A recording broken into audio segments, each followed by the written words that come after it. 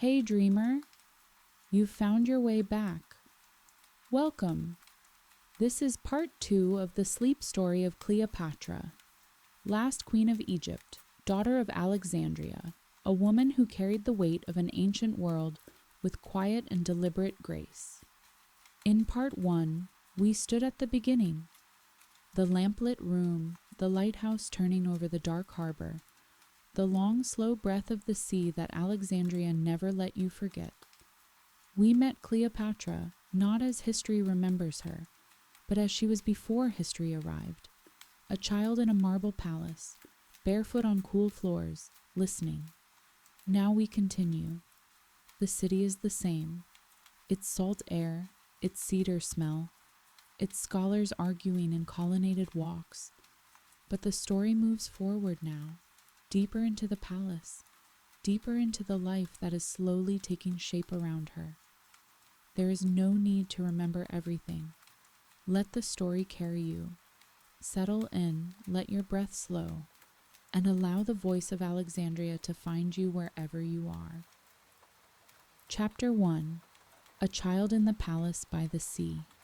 The sea at Alexandria was the color of old bronze in the early morning, before the sun had fully cleared the delta, and the last of the night had finished draining from the sky. It was not a violent color. It was soft, and it shifted, and if you watched it long enough from the right window, it seemed less like water than like a memory of water, something half dreamed, half seen, repeating itself quietly against the stone walls of the harbor. There was always salt in the air here.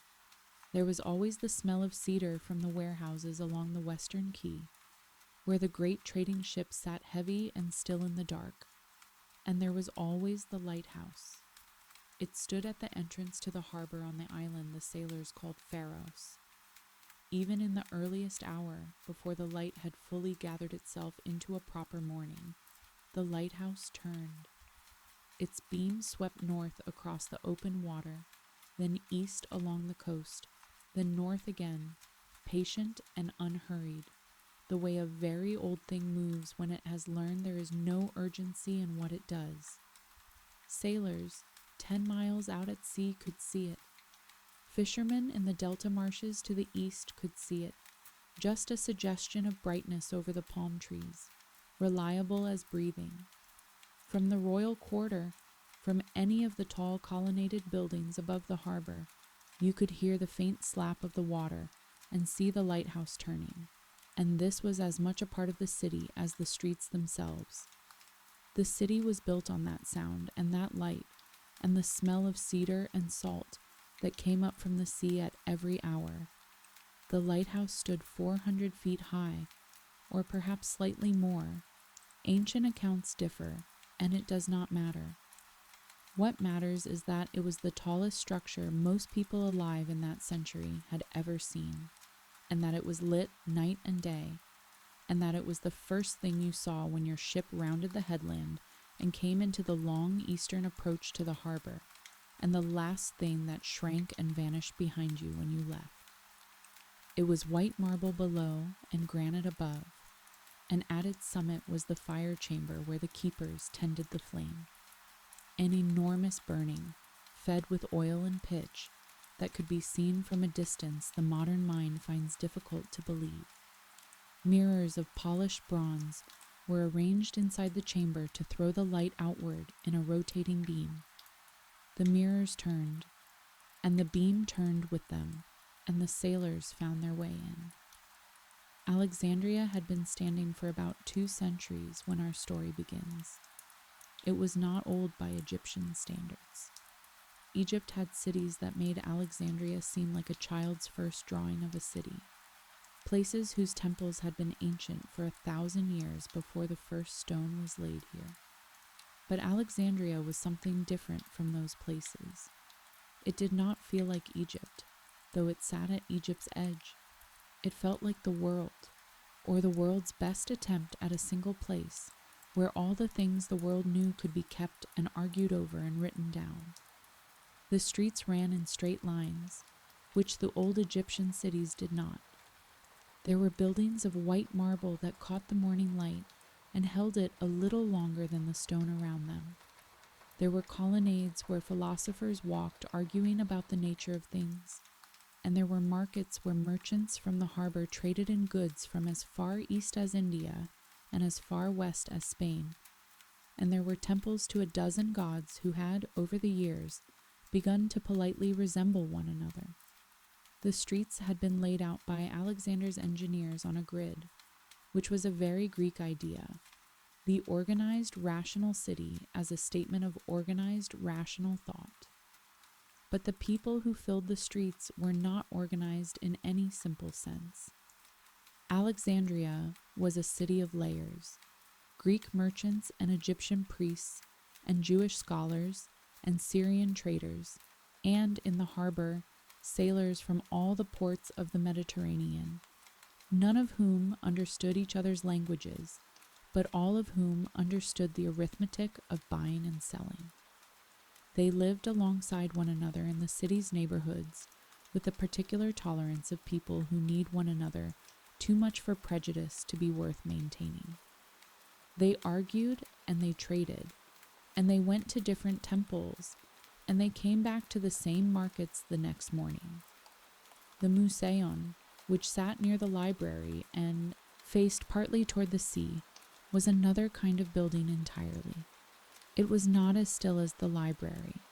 It was a place where the scholars argued, loudly sometimes, about the nature of things, about whether the earth was at the center of the universe, or the sun, about whether the moon was a source of its own light or a reflection, about how far away the stars were, and whether that distance could be measured.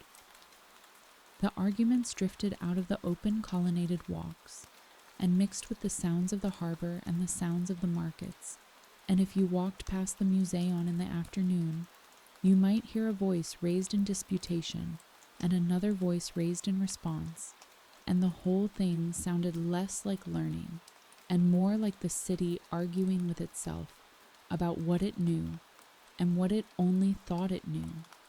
This was, in its way, the same argument her tutors had every morning on the tiled floor of the schoolroom, enlarged to the scale of the city. The royal quarter sat along the eastern harbor, closest to the lighthouse and closest to the sea. It was a district of wide courtyards and pools that reflected the sky, of long rooms paved with polished marble that felt cool even in the summer heat, of corridors where the linen curtains shifted in the sea breeze, and the lamps burned in clay stands at dusk, and the smell of beeswax was always present, warm and ancient, underneath everything else. The royal quarter was not a single building, but a collection of buildings, palaces and libraries, and covered walkways, and garden terraces, that had grown up over the years, as each new ruler added something to what was already there, so that by the time of our story it had become a kind of city within the city, a place where you could walk for a long time without ever leaving the shelter of stone and lamplight and the quiet sound of the harbor below. It was into this world that the girl was born. A winter night, the records suggest, or if not winter, then early spring, when Alexandria still held the cool of the season, and the sea was a darker color than in summer. Her father was the king, Ptolemy, known by his people as the flute player for his habit of playing the double pipe at court, which was either charming or undignified depending on who you asked. He was not, by the accounts that have survived, a great king, but he was a king who understood the world he lived in and tried to manage it as carefully as he could, which is not nothing. He had other children. He had trouble with Rome. He had an enormous debt and a city that loved to riot. But none of that is the beginning of this story. The beginning is smaller than that. She was born seventh of her name. There had been 6 other Cleopatras in this family before her. The name was a tradition, a dynastic word that meant, in the old Greek her family had spoken for 300 years, something like renowned in her ancestry, or famous through her father. The family had used it so often it had become almost like a title rather than a name. But she was the one who would carry it furthest. She was the one history would remember. For now, though, she was simply a child. The palace had its routines, and a child in the palace found herself inside those routines, whether she understood them or not. There were the early mornings when the servants came with water, and the day began its long, slow unfolding.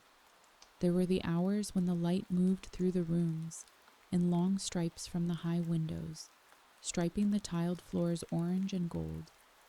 There were the meals in the cool dining rooms, and the afternoons in the gardens, and the evenings when the lamps were lit and the harbour outside went from bronze to violet to dark, and the lighthouse began its patient turning again.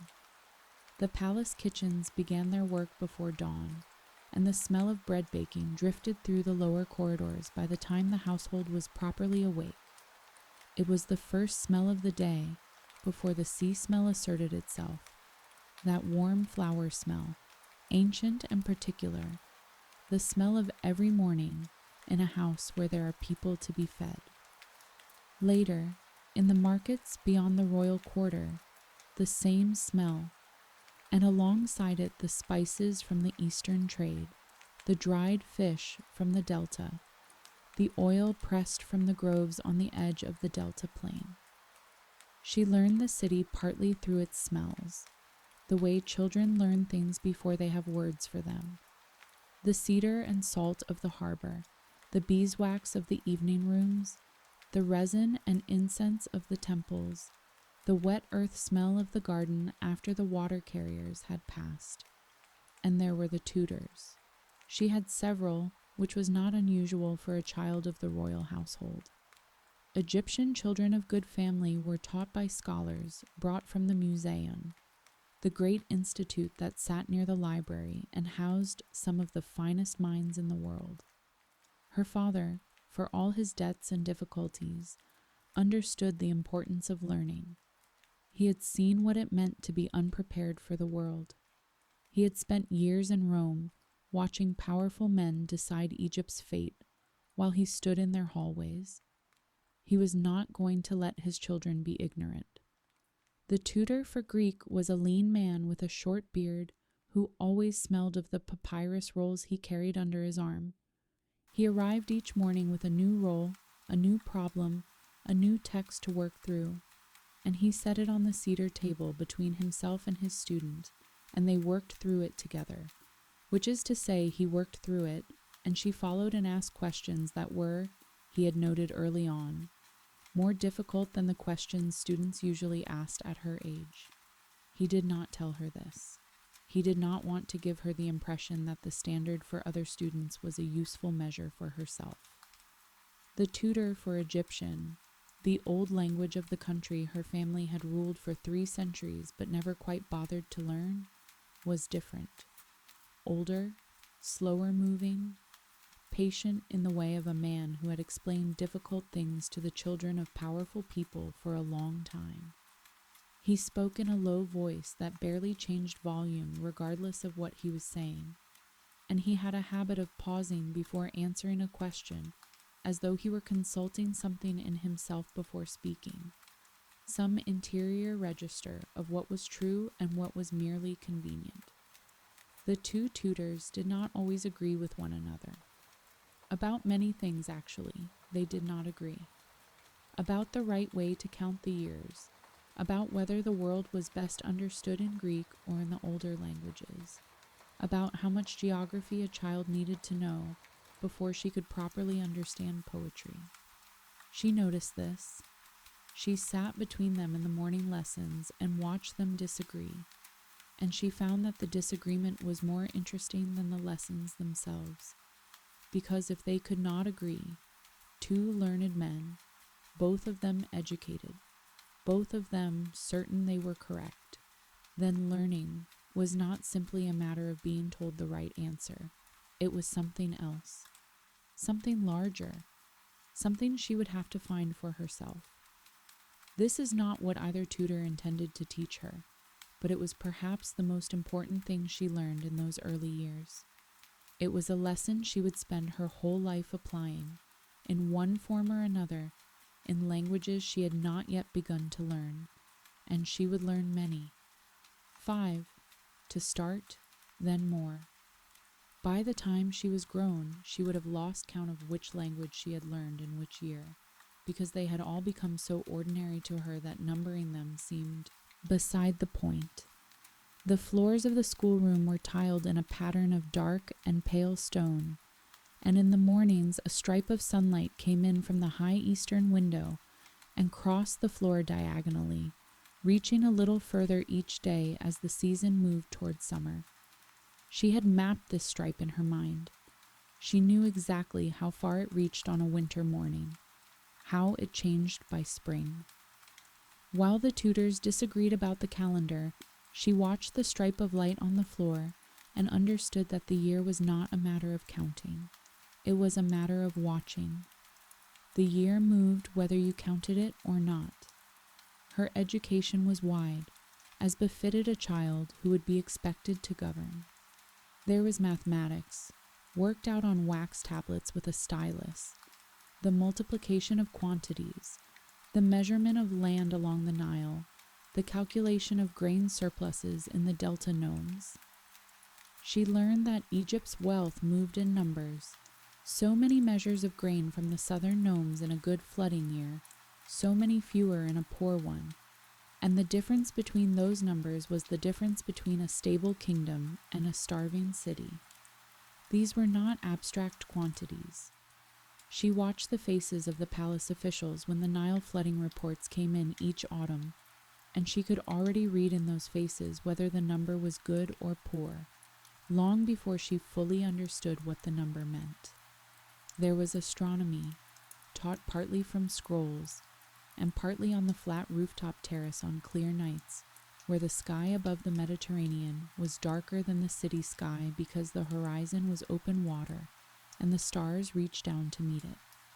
She learned the names of the constellations in Greek, and then learned that the Egyptians had other names for the same stars, names that told different stories about why the stars were where they were and what they meant for the flooding of the river.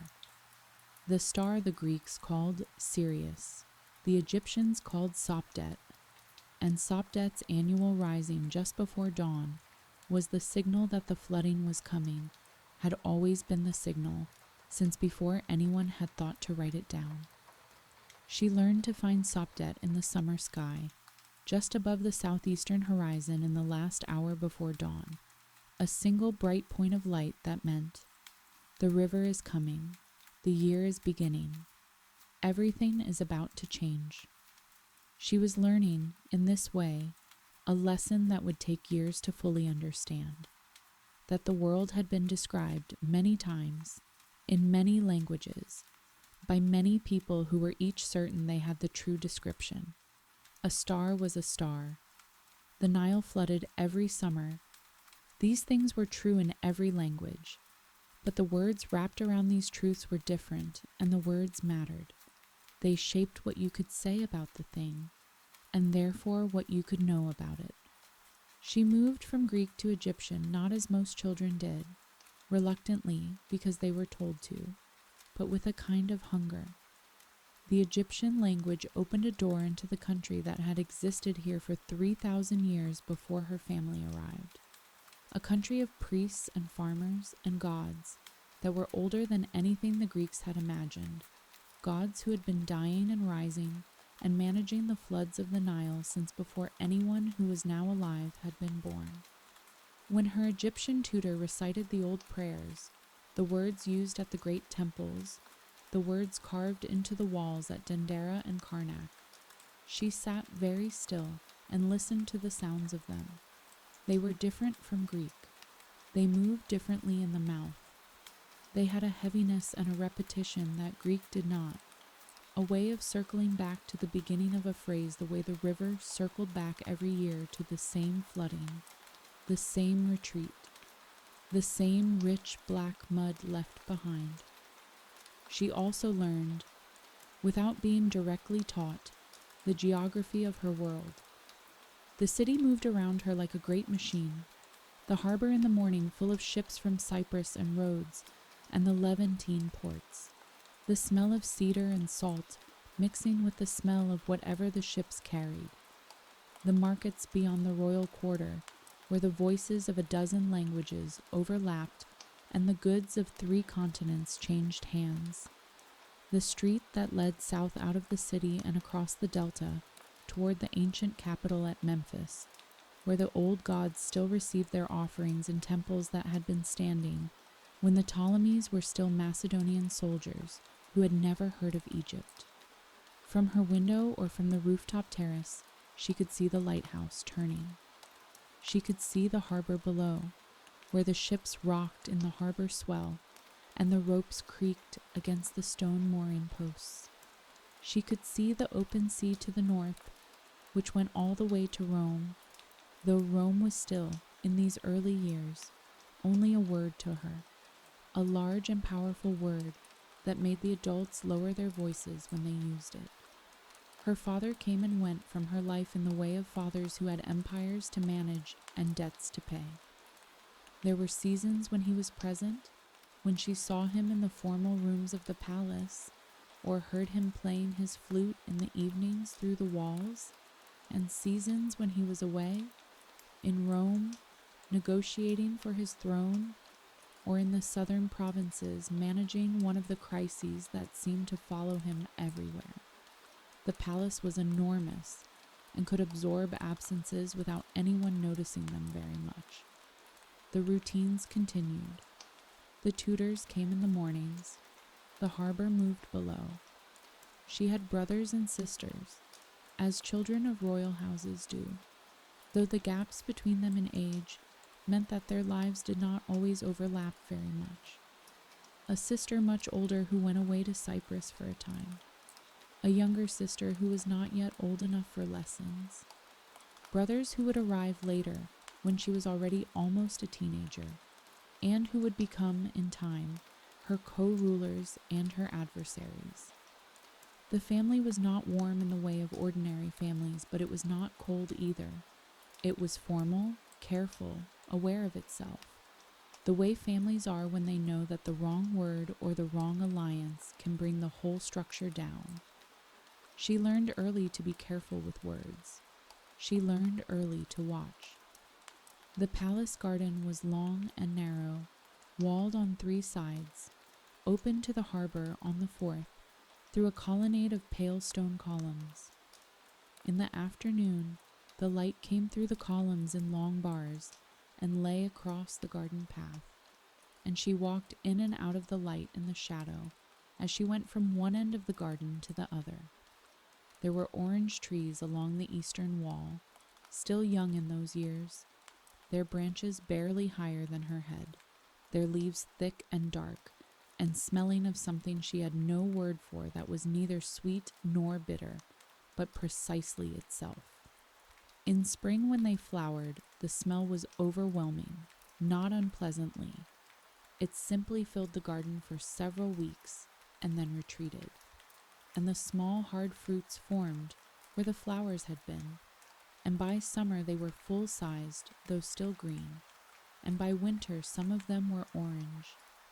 She tracked the orange trees through the seasons the way she tracked the sunlight on the schoolroom floor. These were her private calendars, the ones that had nothing to do with the official year, which was a complicated thing involving regnal years and flood years, and lunar cycles, and the adjustments the priest had to make every so often to keep the official year from drifting too far from the actual one. And in the evenings, sometimes when the tutors had gone and the formal lessons were done, she sat on the small balcony off her room and watched the lighthouse turn. The harbor was dark by then, except for the lanterns of the ships still moored along the quay, and the lighthouse beams swept slowly north and east and north again, touching the dark water and releasing it, the same patient gesture it had been making since before she was born. The sound of the water came up from below. The smell of cedar and salt came up from below. The night air was cool off the sea, and the linen curtains in the room behind her shifted in it, and from somewhere distant in the royal quarter, a lamp was burning, and she could see its warm square of light reflected in the water below, moving gently with the harbour swell. She was 8, or perhaps 9. The tutors disagreed about the exact date. She sat on the balcony and watched the lighthouse turn, and the sound of the water below was the sound the city always made, the oldest sound in this place, older than the buildings and the colonnades and the marble floors, older than her family's name. She was not thinking about Rome. She was not thinking about the future. She was simply sitting on a balcony in a city by the sea, watching the lighthouse turn, while the night came quietly in off the water. The lamp in the room behind her burned steadily. The lighthouse turned. The harbour made its sound against the stone. Some time later, perhaps without meaning to, she slept. The lighthouse turned. The harbour moved. The city went on making its ancient sound. Chapter 2. Lessons in a Vanishing World. There was a particular quality to the light inside the library. It was not the bright horizontal light of the harbour mornings, nor the vertical light of the open courtyards. It was something quieter than both, a diffused, even light that came from the high, clear story windows set into the eastern and western walls, windows placed so that the sun reached the reading rooms only in slanted shafts at certain hours, and the rest of the day the light was soft and sourceless, as though it came from the stone itself. The walls held the cool of the night long into the afternoon. The smell of cedar from the shelving mixed with something drier and older. The smell of papyrus, of ink, of animal skins stretched and dried and written upon over many generations. It was a smell that said, "This place has been accumulating for a long time." It was a smell that said, "Be patient." The shelves themselves were enormous. They lined the reading rooms from the floor to the high ceiling, cedar built, each shelf labeled at its end with the title of the works contained there in small, precise lettering. Between the shelves the light fell evenly, and in the light the scrolls sat in their places. Hundreds of thousands of them, by some counts, though the exact number was a matter of debate among the scholars who tried to count them and invariably arrived at different totals. The point was not the number. The point was the accumulation. All the things that people had thought worth writing down, gathered here into a single place. Medical texts and mathematical proofs.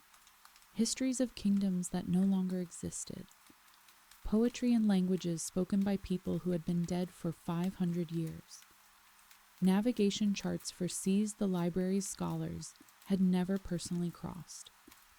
The complete works of playwrights and philosophers and astronomers who had lived in this very city in earlier centuries, and whose ideas had then gone out into the world and changed what people thought was possible. The Library of Alexandria sat within the larger district of the Museum, which included lecture halls and colonnaded walks, and the dining room where the scholars ate together at the king's expense. The great Museum had been founded by the first Ptolemies, with the simple and ambitious intention of gathering all the knowledge in the world into one place. Not merely the best books, but every book, the rolls sought out from every city and every country, copied by the scribes who worked in the lower rooms, catalogued and numbered and given their places on the cedar shelves that lined the reading rooms from floor to the high ceiling. Ships that arrived in the harbour of Alexandria were required by law to surrender any books they carried for copying. The copies were returned. The originals were kept. This was not a policy that made the library universally loved, but it was effective. The scribes worked in a long room at the back of the building, a room she had seen once and not been invited to see again, full of long cedar tables and the quiet scratch of reed pens on fresh papyrus.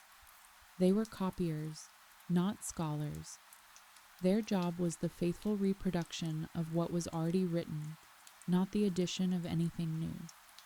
They worked carefully, taking their time with the important texts, moving faster through the routine ones.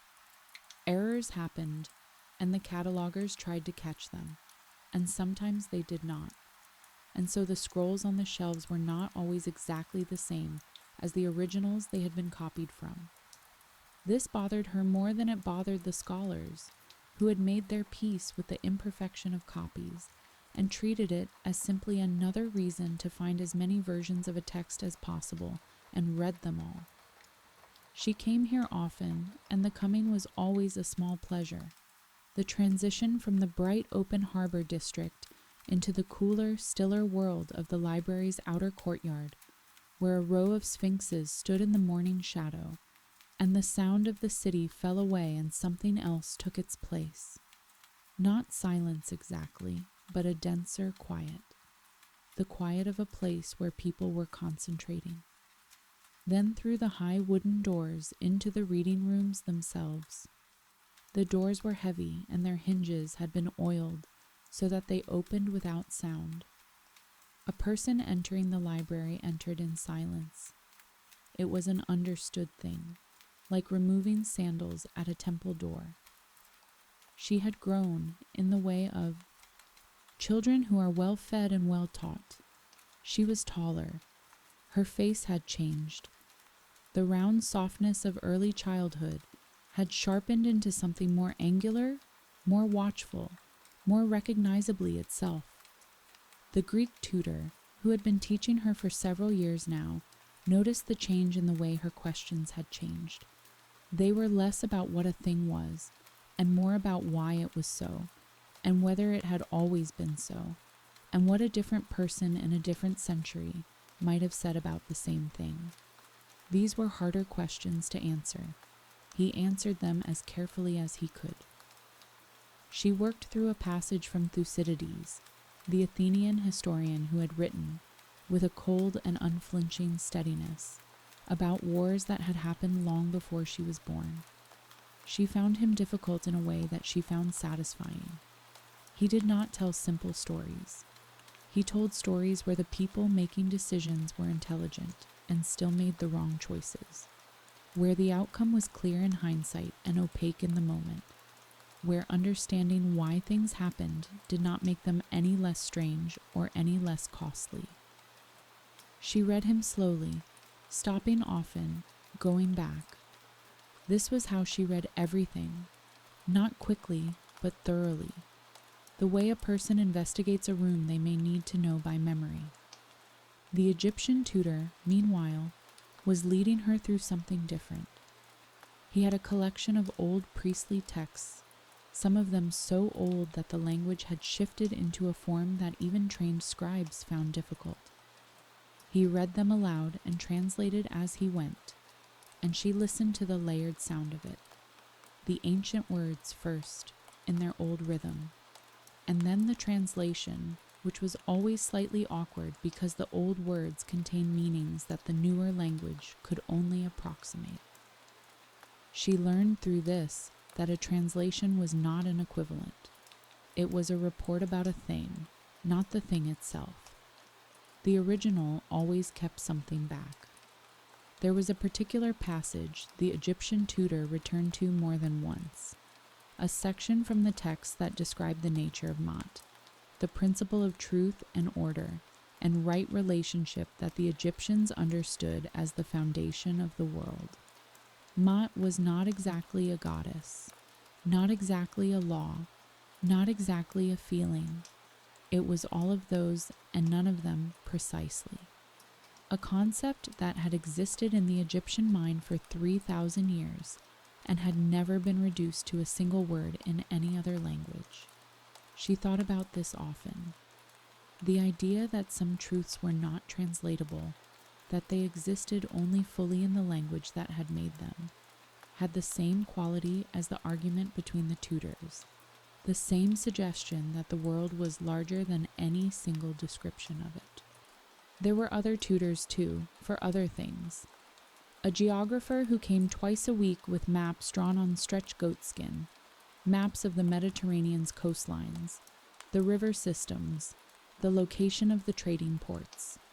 He was a precise man with small hands who traced the coastlines with one finger as he talked, and she watched his finger and memorized the shapes the way she had memorized the sunlight on the schoolroom floor, not as abstractions, but as physical realities she might one day need. A musician for the intervals of the day, when the mind needed rest, but the body needed occupation. A philosopher of the Platonic school who asked questions he did not expect her to answer correctly, because, as he said, the right answer to a philosophical question is always a better question. The subjects she studied were many, and they arrived in the library's reading rooms as scrolls stacked on the long cedar tables. There was the mathematics of the Greek geometers, which was beautiful in a cold and formal way, the proofs complete in themselves, each step following from the last as inevitably as the flooding of the river follows the summer solstice.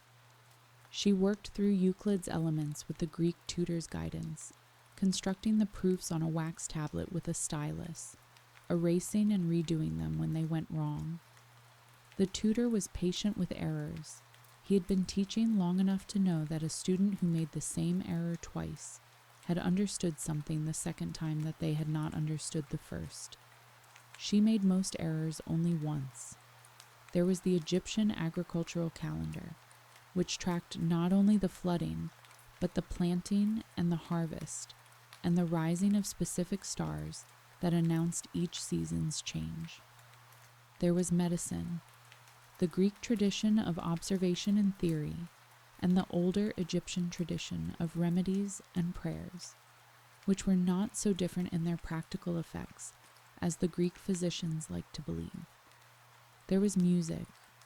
There was the history of the kingdoms that had come before, the 30 dynasties of Egyptian pharaohs stretching back 3,000 years, the rise and fall of Persian empires, the brief, bright world of Alexander the Great, who had built this city and then died young and left it to be argued over by his generals. She moved between the languages with increasing ease.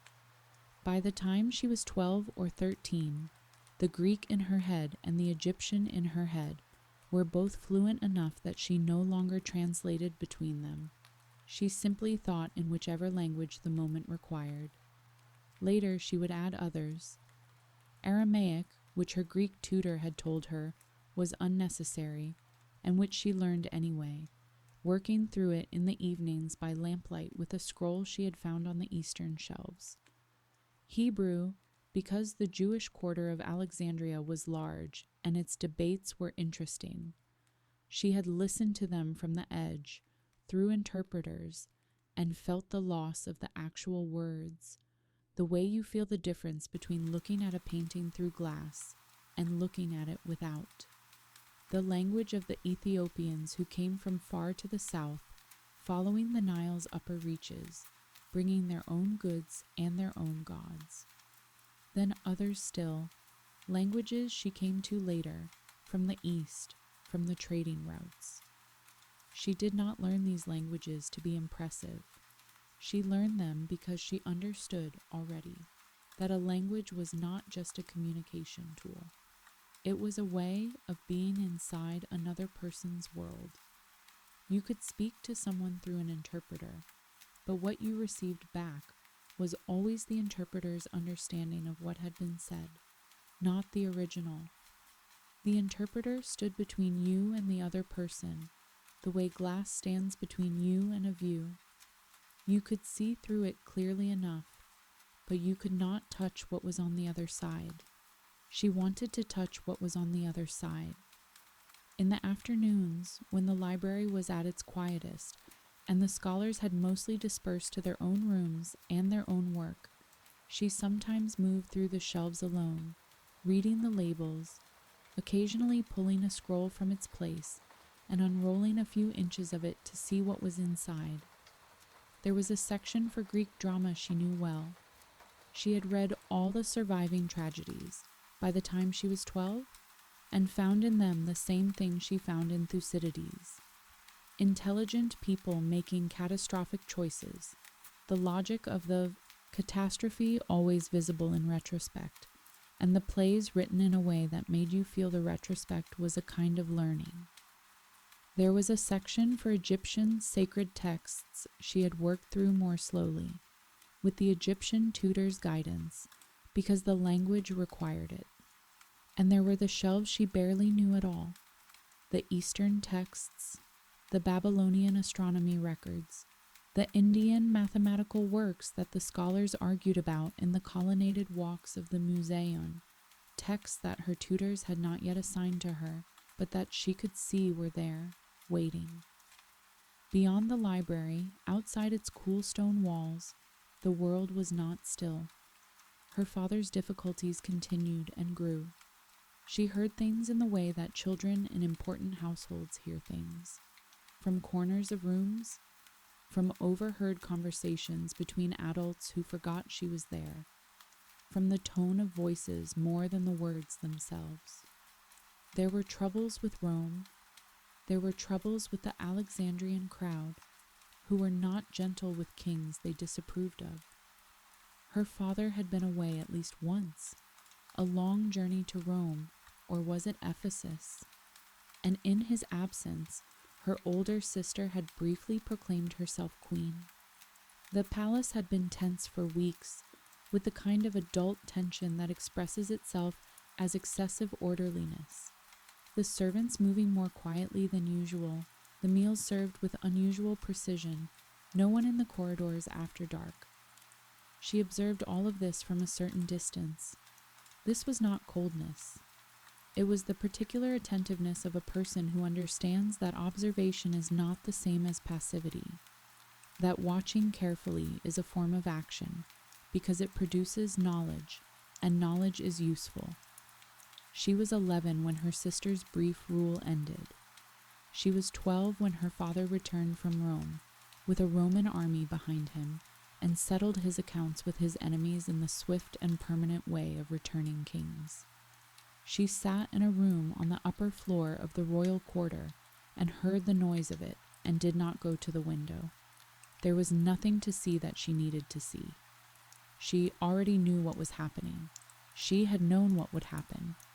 She had read enough history to recognize the shape of the story. The shape of the story was, a king in trouble goes to Rome. Rome sends him back with soldiers. The king reasserts his authority, and the people who opposed him are punished. She had read this story in various forms in the scrolls she had been working through in the library. It was not a pleasant story, but it was a real one, and she had understood for some time that the world she was living in was made of real stories and not pleasant ones, and that the useful thing was not to be distressed by this, but to understand it well enough to navigate it. The palace returned to its ordinary routines, and she returned to the library, and the tutors came again in the mornings, and the scrolls were there on the cedar tables as they had always been. Some things had changed, in the way that things always change after a crisis has settled. Her older sister was gone, sent away, not killed, the mercy of a king who had enough trouble already. The palace felt slightly different in the corridors, the way a room feels different after furniture has been moved. She noticed the difference and adjusted her sense of where things stood, and continued. The Nile was not visible from Alexandria. The city sat on the coast, and the river delta spread east and south of it through the flat agricultural land, its channels running to the sea through miles of papyrus marshes and irrigation ditches. But the river was present in the city's life in the way that something invisible can be present, through its consequences, through the goods that arrived along its channels, through the conversation of the farmers and merchants who came to the city from the valley every season. When the flooding was good, the markets were full.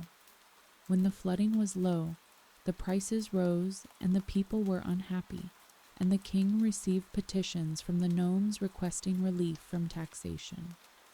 She learned the names of the towns along the river the way she learned a poem, by repetition, until they sat in the memory without effort. Memphis, where the great temples of Ptah stood and where the kings had been crowned before Alexandria existed. Hermopolis, the city of Thoth, god of scribes and the moon. Abydos, where Osiris was said to be buried, where pilgrims came from all over Egypt to leave their offerings. Dendera, with its great temple of Hathor, goddess of love and music and healing. Hermonthis, further south, where the sacred bull was kept and worshipped, and where she had been told a new ruler needed to be received by the priests before the South would fully acknowledge her authority. These names came to her as facts wrapped in geography, but over time they became something more than facts. They became a kind of inner map of the country she was supposed to rule. The valley running south for hundreds of miles, with its temples and its towns and its millions of farmers, working the Nile's gift of black soil every year.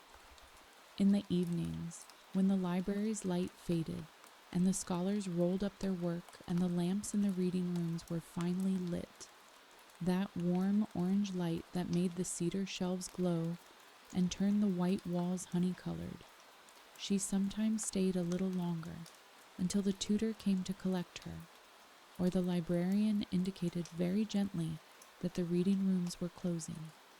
She liked the library in the lamplight better than in the day. The shadows made it quieter. The scrolls on their shelves seemed to recede into the dark above her, shelf after shelf, going up into a darkness she couldn't fully see. And she had the feeling, she would never quite lose this feeling, that most of what was known was above her and behind her, and would always be just slightly beyond reach. This was not a discouraging feeling. It was almost the opposite. It meant the task was real. It meant there was always more. The scholars who remained at those late hours were the ones who found the work itself sufficient reward. The ones who stayed, not because they were assigned to, but because they had a problem they were working through, a text they were comparing, an idea that had come to them during dinner and needed testing against the rolls in the eastern section. They moved between the shelves with the particular quiet certainty of people who knew exactly where everything was. She watched them sometimes, these men who had spent their whole lives in the library's service, and found in them a quality she recognized and valued, the quality of people for whom learning had become not a means to something else, but the thing itself, the purpose, the point. Outside the library's heavy wooden doors, the evening had arrived fully. The harbor below the royal quarter was lit by the lanterns of the anchored ships. The lighthouse beam swept north and east and north again, steady as it had always been. In the courtyards and streets between the library and the harbor, the smells of the day had settled into the evening smells, cedar and salt from the sea, the cool stone smell of the colonnade floors, the first smell of the oil lamps being lit in the houses beyond the royal quarter as the city moved from day to night. She walked back through the corridors of the royal quarter with a scroll she had been permitted to take. It was a text about the nature of the fixed stars, Greek astronomy, methodical and beautiful, full of geometry. She would read it that night if the lamps lasted, or she would set it on the low table beside her bed and read the first lines and then sleep, and in the morning she would pick it up again and the work would continue. On clear nights, when the reading was done and the lamps had been turned low and the city outside had settled into its late sounds, she sometimes went to the rooftop terrace above her rooms, the same flat roof where the astronomy lessons happened on the nights when the tutor arranged it. Alone, without the tutor and without the lesson, the sky was different. It was larger in a way that was difficult to explain. The stars were the same stars she had been naming and cataloging for years, the same formations in the same positions at the same hours of the year. and yet without the lesson framing them, they became something else. Not facts about light and distance, but simply themselves, an enormous and patient presence above a small and busy city, indifferent to the city and to all the things the city was busy about, turning on their own ancient schedule at a pace so slow it was only visible over the course of a whole night. The whole vault shifting together, carrying Sopdet and Orion, and all the others from one horizon to the other in the same slow procession they had always made. She had been learning the names of things for as long as she could remember. It was occurring to her, standing on the rooftop in the dark, that the names were not the things. The star was there, whether you called it Sopdet or Sirius, or something else entirely. The river flooded, whether you counted the years in regnal years or flood years, or the Greek Olympiad calendar. The world did not require your naming of it. It went on regardless. The naming was for you, not for the world, a way of holding the world still for long enough to think about it, a way of making the large things manageable by giving them words, knowing all the while that the words were approximations, reports, the interpreter standing between you and the thing on the other side. The lighthouse turned. The harbour made its sound.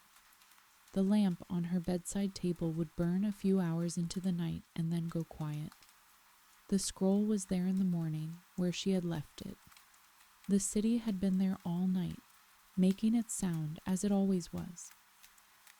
Chapter 3. A Queen at 18. The Nile in late summer was the color of earth and the color of sky layered one atop the other. The brownish red of the flooding water below, carrying the silt of distant mountains down through 1,000 miles of valley, and above it the pale blue of the Egyptian sky that went on so long and with so little interruption that it seemed less like weather than like a permanent fact of the landscape. The river at flood was not terrifying, though it was immense. It was simply what the river did. It had been doing this since before any Egyptian alive could remember, since before any story that had been written down, since the oldest temple carvings showed the same harvest scenes and the same flood marks on the same kinds of stones. The flooding was the reason Egypt was Egypt, the reason the valley was green, the reason the farmers could grow grain in a country where it almost never rained, the reason the priests at Hermopolis and Dendera and Abydos and the 100 other temples along the valley still lit their fires and offered their bread and kept the old ceremonies going year after year. The flood was the center of everything. The river was not a river. It was a kind of god. The flooding always came from the south, following the rains that fell in the distant mountains at the river's source, mountains so far away that no one in Alexandria had seen them, that existed in the minds of the Alexandrian scholars only as an explanation for something that otherwise seemed miraculous, that a river should flood every summer in the dry season, when by the logic of rain and drainage it should be at its lowest. The Greek scholars had debated this for centuries, and were still debating it. The Egyptian farmers had stopped debating it 1,000 years before the Greeks arrived. They had simply built their lives around the fact of it, and their children had built lives around the same fact, and the process had repeated for so many generations that the flooding was no longer a phenomenon to be explained. It was simply how things were. It was on this river, going south from Alexandria, through the delta channels and then up into the valley proper, that Cleopatra made her first great journey as queen. Her father had died in the spring. The exact date is not known. The records lose it, the way records sometimes lose small dates that were not thought important until later. What is known is that he died in the early part of his 38th regnal year, which in our counting means sometime in the spring of 51. He was not old. He had been ill for some time. He left his throne to his eldest surviving daughter, and to her younger brother Ptolemy, who was 10 years old, and would technically be her husband and co-ruler, though he was a child and she was not. She was 18. The succession was managed in the formal way of Ptolemaic successions. Documents were drawn up, ceremonies were performed, the relevant priests were informed and made their acknowledgments. She was now Cleopatra VII Philopater, the Philopater meaning father loving, a title she chose herself, a signal of her intention to present continuity and loyalty where her father's reign had been marked by instability and debt. She was the queen. She had been preparing to be the queen her entire life, and the first thing the queen needed to do was travel south. Her brother would remain in Alexandria. He was 10 years old, young enough that this was simply the correct arrangement, old enough that the men who managed his household knew what the arrangement meant, and were already, in the careful and unhurried way of court advisors, beginning to think about what it might mean later. For now, it meant nothing. He was a child.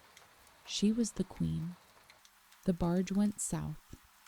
The barge that carried her south was a large vessel, flat-bottomed for the Nile, with a high square sail and oarsmen along each side. Its canopy was stretched over the central section of the deck, where the queen's compartment was arranged. Linen hangings in red and gold, low couches, the smell of cedar wood oil applied to the wooden posts to keep the insects away. The barge moved slowly, which was appropriate. It was not a journey meant to be rushed. The oarsmen on the Nile were a particular kind of person. They had been born near the river, most of them, in the villages along the west bank, where the houses were mud brick, and the children learned to swim before they learned to walk. They knew the river in the way that only comes from years of attending to it, not as a fact or a route, but as a living thing with moods and tendencies, a thing that rewarded attentiveness and punished assumptions. They knew where the sandbanks had shifted since the last flooding. They knew which reach was deep enough for the hull at this stage of the season and which was not. They communicated with each other through small sounds and gestures, a lifted oar, a slight shift of the steering oar at the stern, the language of people who have worked together for a long time in a place that required exactness. The river moved north as the barge moved south. This was the simple, famous paradox of the Nile, a river that ran opposite to the prevailing wind, so that a boat going upriver could use its sail, and a boat coming back downstream could use the current. And in this way the whole valley was connected in both directions with a minimum of difficulty. The oarsmen rowed when there was no wind and rested when there was. They had been on this river all their lives. They knew which reach brought the ibis up from the marshes at this hour, which village on the west bank sent out the smell of bread baking in the morning, which bend in the river brought the papyrus beds up close to the hull so that you could hear the stems rustling against each other in the bow wave. They needed no instructions. The barge moved south and the river moved north, and between them the valley slowly unfolded. She sat beneath the linen canopy and watched the banks change. The delta was flat and green and full of water channels, papyrus growing thick in the shallower places, the tops of palm trees visible above the banks, small mud brick villages, at intervals where the children came down to the water's edge to watch the barge pass. She watched the children watching. They stood very still, the small ones, and stared with the total attention of people for whom large painted barges were an unusual sight. Some of them waved. She did not wave back. She was the queen now, and queens were learning when to receive attention rather than return it. But she noted the waving and the faces behind it, the ordinary Egyptian faces of the ordinary Egyptian children whose country this was, whose floods and harvests and grain prices were the substance of her reign. The smell of the river in the delta was different from the smell of the sea. The sea had salt. The river had something greener. The smell of mud and reed and slow water. The smell of the Nile at its most expansive, spread out across the floodplain in its broad summer flooding, carrying the dark silt from the mountains of the south down through 1,000 miles of valley to deposit it here, in these flat fields, enriching them every year the way they had always been enriched, the same gift that had made Egypt possible in the first place. The delta ended and the valley began, and when it began, the change was noticeable. The cultivated strip narrowed as the desert pressed in on both sides, and the walls of the valley rose and grew yellow and dry in the distance, and the river itself seemed to become quieter, more purposeful, running in a single channel between its banks, rather than spreading and dividing, as it did in the north. The air changed too. It was drier here, away from the sea. The smell of salt was gone, and in its place was a different smell. The smell of warm stone and dry earth, and the particular green smell of the Nile itself. That wet vegetal smell that has no real equivalent anywhere else. The oars dipped. The river widened and narrowed. The shadow of the sail moved across the linen canopy, and across the deck, and across the water beside the hull, a slow and regular movement, like the turning of a very large and very patient clock. Memphis she saw first as a blur of white on the west bank, the great temples of Ptah visible from a distance, with the tips of the obelisks catching the light. Memphis was older than Alexandria by 3,000 years. It had been the capital of Egypt in the time of the earliest pharaohs, before anyone had thought to build a city on the coast. The priests there were old men with long traditions and careful memories, and they watched the new queen's barge arrive at the landing with the expression of people who had seen many things and were prepared to see more. The landing at Memphis was its own ceremony. There were the officials of the nome, the local governors and administrators who managed the region's grain output and irrigation works, and who needed to see the queen in person, needed to hand her the written reports and receive her acknowledgement of them. There was the formal exchange of gifts, objects brought from Alexandria that represented the court's power and taste, fine linen, metalwork, the particular quality of craftsmanship that the royal workshops produced. And there were the priests who received the queen separately from the officials in the temple's outer courtyard, following their own protocol, which was older than the Ptolemies and had not been adjusted to accommodate them. The god Ptah was the creator of created things, the divine craftsman, the one who made the world by speaking its name, whose temple at Memphis was the center of a very old theology about the relationship between word and world. She went ashore and made her offerings at the temple in the old Egyptian way, speaking the words in Egyptian, not in the Greek her family had used for 300 years at home. She wore the double crown, the white crown of Upper Egypt and the red crown of Lower Egypt together, the combined symbol of the unified country. The priests noticed this. It mattered to them. A Ptolemaic ruler who spoke Egyptian and wore the Egyptian crown and performed the Egyptian ceremonies correctly was a rarity, and they were not indifferent to rarities. The temple was cool inside, as temples always were, the massive stone walls holding the heat out and the old air in. The inner sanctuary was lit by oil lamps set into niches in the walls, and the lamp flames moved slightly in the draft of her passing, making the shadows on the carved walls move too, so that for a moment the painted gods seemed to breathe.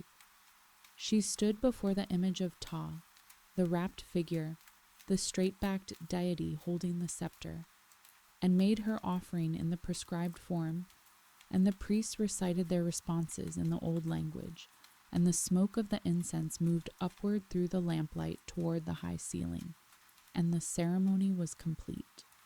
The barge moved on. South from Memphis, the valley opened and closed in rhythm with the landscape. There were days when the desert walls came close, and the river ran through a narrow corridor of rock and yellow stone, and there were days when the valley widened into a broad agricultural plain, and the river could barely be seen from the fields for the tall wheat. Villages appeared and disappeared. The towns that had been names on scrolls became actual places. Actual smells of dung and baking bread and fish drying in the sun. Actual sounds of children calling to each other across the water. Actual faces watching from the banks as the royal barge went by. Hermopolis on the east bank was the city of Thoth, the god of scribes and knowledge, the keeper of the records of the dead, the one who weighed the heart against the feather of truth in the judgment hall of Osiris.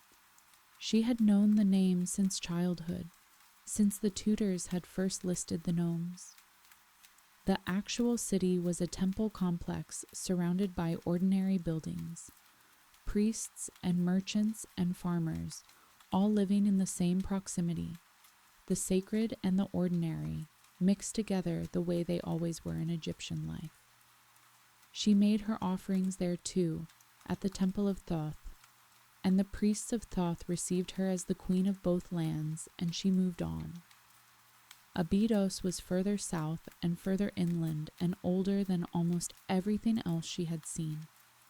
It was the place where the god Osiris was buried, where his body, according to the old stories, had been gathered together after his brother Seth had torn it apart and scattered it across the whole country, and where Isis had reassembled him and restored him to life, or a version of life, enough life to father a son who would avenge him and inherit the kingdom. The story was ancient and strange and not entirely comfortable, but it was one of the central stories of the country she was ruling, and the pilgrims who came to Abydos from all over Egypt to leave their offerings and say their prayers were not attending to a distant mythological event. They were attending to something that was happening always, every year, in the annual death and resurrection of the crops and the flood, in the death and resurrection that was the basic pattern of everything in this valley. She stood at the edge of the temple precinct at Abydos and looked at the long avenue of stelae, the stone tablets left by pilgrims and priests over hundreds of years, each one recording a dedication or a prayer, each one adding to the accumulation of all the other tablets, until the avenue was a kind of permanent conversation between the living and the dead, stretching back so far that the oldest ones were too worn to read. She had read about Abydos from scrolls in the library at Alexandria. Reading and standing were different things.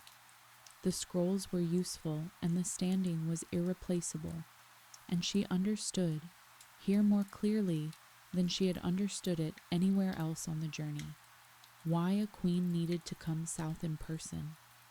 The priests needed to see her. The temples needed to receive her. But she had needed this too, more than she had anticipated, needed to stand in these places and let the weight of them settle into her body, so that the country she was governing was not an abstraction in her mind, but a physical fact, a real place made of real stone and real water and real faces watching from the bank. Dendera she reached on a morning when the sky had gone slightly milky from the heat, the blue washed out by the summer haze, and the river gleaming a flat silver rather than its usual brown. The temple of Hathor stood on the west bank, its pylon gate visible from the river, the great stone gateway that would, over the following years, be carved with reliefs that depicted the queen herself, tall and formal, and wearing the Hathor crown, the two cow's horns with the sun disk between them, the symbols of the goddess who governed love and music, and the sky and the healing of women. She stood before the actual gate on this morning and understood, for the first time in a physical way, what it meant to be associated with a goddess who had been worshipped for 3,000 years. The goddess was not a metaphor, she was not a title, she was a real presence in this place, and the queen who presented herself at this gate was not merely a political figure paying a diplomatic visit. She was, to the people who understood these things, the goddess maid, present in a human body. She wore the Hathor crown. She went through the ceremonies. The priests told her that the goddess was glad. At Hermonthis, just south of Thebes, she oversaw the installation of the new Buchas bull, the sacred bull of the war god Montu, white-bodied and red-eared, which had to be installed by the royal hand as part of the ceremony that acknowledged the priests of the south as loyal to the throne. The account of this ceremony was written down on a funerary stela, and in the inscription her name appears as Queen, Cleopatra Philopator, Lady of the Two Lands, Goddess. The stela records that she rode the bull in the boat of Amen, which means she participated physically in the ceremony, not merely presided over it from a distance. She was present. She was doing the work. The return journey began in the south and moved north with the current. Now the river did the work, carrying the barge through the same landscape at a slightly faster pace, the banks moving past a little more quickly, the tall heads of the papyrus drifting past in the periphery. The oarsmen rested most of the time, rising only to steer around the occasional sandbar or to take the barge through a narrower reach with care. The sound of the river was always there, the low, continuous sound of deep water moving, which was not quite a sound but more the memory of one, a thing the mind assembled from the movement of the surface. She had time going north that she had not had going south. Going south, she had been moving toward things, ceremonies to perform, priests to receive, obligations to fulfill. Going north, she was moving away from them, and the moving away had a different quality, more open, less directed.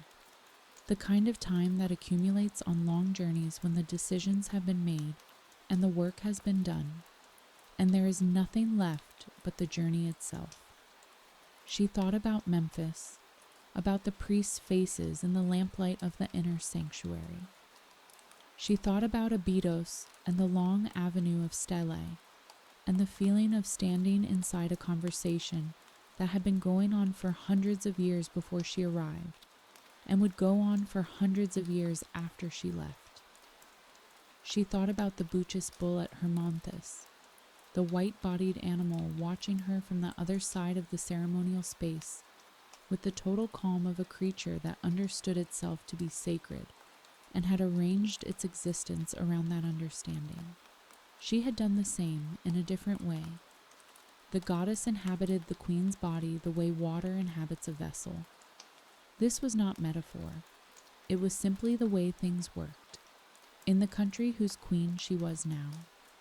She had been away from Alexandria for weeks. The city would be there when she returned, the harbour and the lighthouse, and the smell of cedar and salt off the sea, and the enormous complex of the royal quarter with its routines and its difficulties. Her brother, still a child, would be there with his advisors, who were already showing signs of the ambitions that would take years to fully reveal themselves. Rome would be there, always in the background, the great noise that never quite went away. But for now the river moved north, and the banks slid past, and the names of the towns came and went as they had on the journey south. Dendera, Abydos, Hermopolis, Memphis, coming toward her now, instead of receding. The same names in reverse order, the same geography read from the other direction. The afternoon light was long and golden.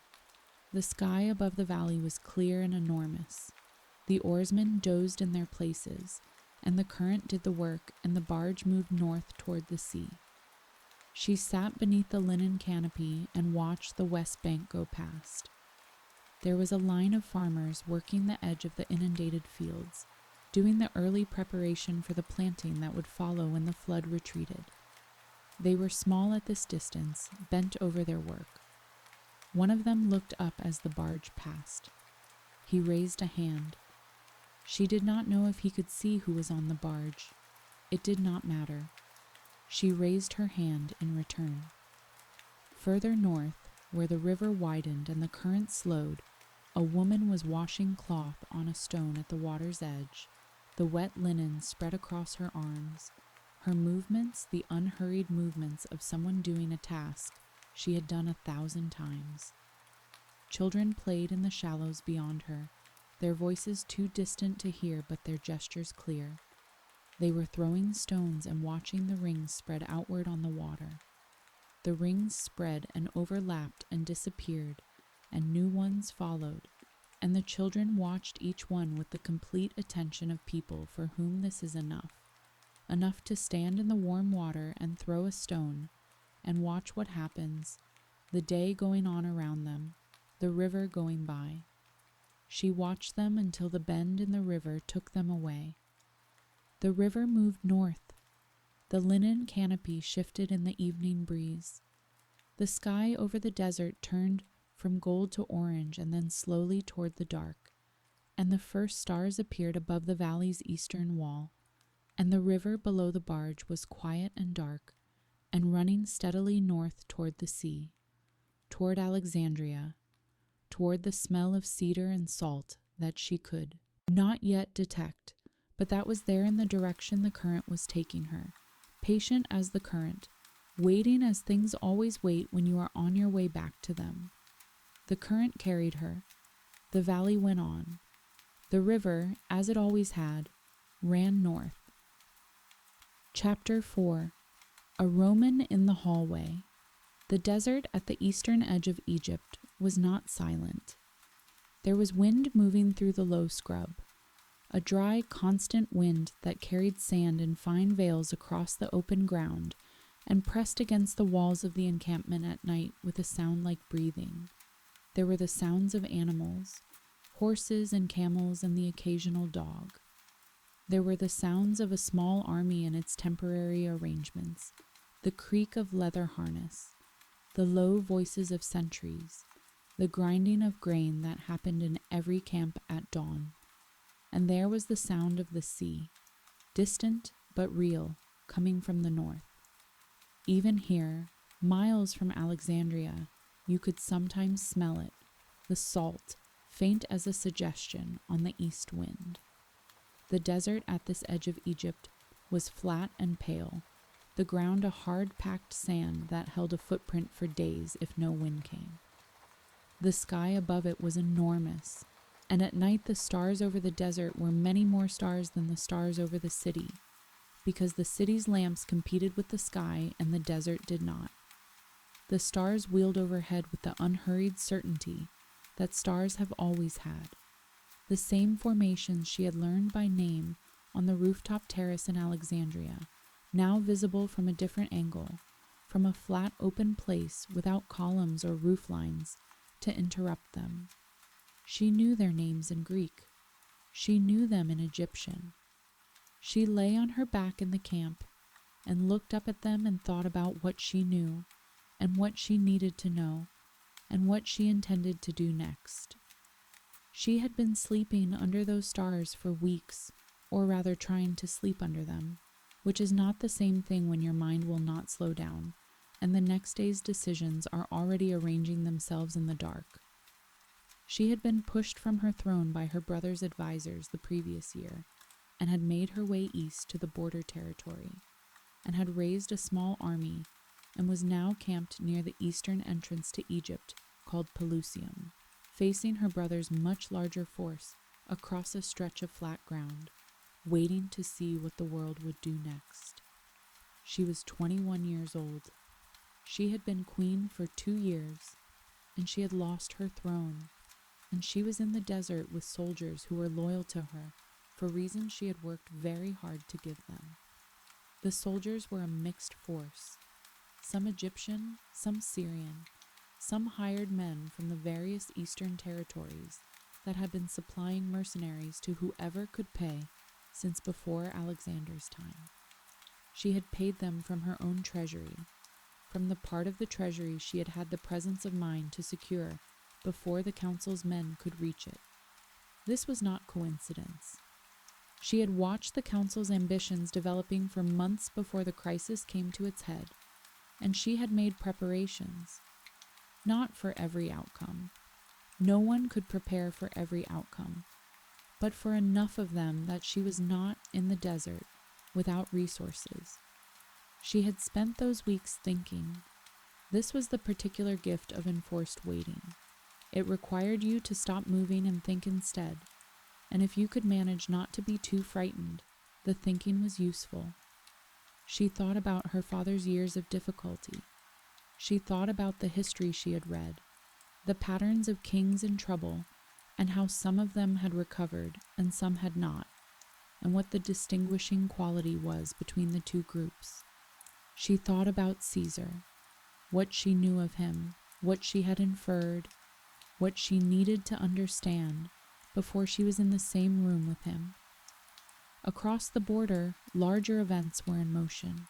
Rome was tearing itself apart in its own civil war, and the remnants of that war had begun to wash up on Egyptian shores. The general Pompey, who had been her father's patron and friend, had arrived at Pelusium asking for shelter and had received instead a fishing boat and a welcome that ended on the beach with soldiers' swords. This was not her doing. This was her brother's counsel. But the consequences were hers to manage, because Caesar had followed. Caesar, who had fought Pompey and won, had arrived in Alexandria with 10 warships and a few thousand soldiers, and had walked into the palace as if he owned it, which in a sense, from his point of view, he did, since her father had borrowed a great deal of money from Rome, and Rome considered itself the effective guarantor of the whole Ptolemaic arrangement. He was now sitting in the palace, writing his memoirs and waiting for order to emerge from the Egyptian chaos. He had sent for both the queen and her brother. The brother had gone. The queen was still in the desert, thinking. The room Caesar was given in the palace was one of the large formal reception rooms near the harbor-facing colonnade. It had polished marble floors, the same pale gray marble that ran through the whole royal quarter, and high walls with narrow windows that let in the sea light from the north. Oil lamps burned in tall stands along the walls, 5 or 6 of them, enough to fill the room with a warm, uneven light that made the shadows move slightly when the harbor breeze came through. The smell of beeswax was everywhere. The smell of beeswax, and underneath it something older. The smell of very old stone, of a building that had been standing for 2 centuries and had absorbed in that time all the oils and incense and salt air of a palace by the sea. The walls in that part of the palace were carved at intervals with the formal images of earlier rulers, the Ptolemaic kings and queens in the Egyptian style, facing sideways, making the prescribed gestures, wearing the prescribed crowns. The carvings had been done by Egyptian craftsmen who knew that the Ptolemies were Greek by origin but had learned, over 3 centuries, that the Egyptian style was what the Egyptian temples and priests required, and so the Greek kings had been shown as Egyptian pharaohs, flat and formal and eternal, doing what Egyptian pharaohs did. The effect on a person who understood both traditions was slightly strange. On a Roman who understood neither, it was simply very old and very foreign and very still. He was not the first Roman to stand in an Egyptian room and find himself reduced by the quality of the silence. The palace had been built to receive exactly this: a man of power, made smaller by the stone, and the lamplight, and the particular weight of a room that had held the business of kings for longer than his republic had existed. She had not planned it this way. The palace had simply always been this way. She had only arranged to arrive first, She arrived at night. The story has been told many times, in many versions, and the earliest version is also the strangest. She was carried into the palace wrapped in a length of linen, brought in as a bundle by a merchant, unrolled before Caesar in his lamp-lit room. Whether this is exactly how it happened is less certain than that it happened, that she came to him secretly, that she came before her brother could prevent it, that she came prepared. She had had weeks in the desert to think about what this meeting needed to be. She had had weeks to think about Caesar, what he was, what he wanted, what he feared, what he found interesting. She had been reading about him for years, his military campaigns, his public speeches, his famous appetite for information about the places he moved through. He was a man who wrote everything down. She respected that. What Caesar found when the linen was unrolled, or when she arrived, in whatever manner she arrived, was a young woman who spoke to him in Greek, which was also his educated tongue, and who began talking to him about the situation in Egypt as if they were two intelligent people who needed to solve a problem, which they were. The room was warm with lamplight. The Mediterranean night was outside the high windows. The harbour made its sound against the stone of the quay far below, and the lighthouse turned its beam across the water, steady and unhurried, the oldest patient thing in the world. She had thought carefully, in the desert, about how to begin. The beginning was everything. It set the shape of what followed. She had decided to begin practically, not with appeals to sentiment or history, but with the facts of the situation, stated plainly, what had happened, what she needed, what she could offer. She had decided to treat him as a person capable of reason, because he was, and because treating a capable person as if they were not capable was the surest way to lose their interest.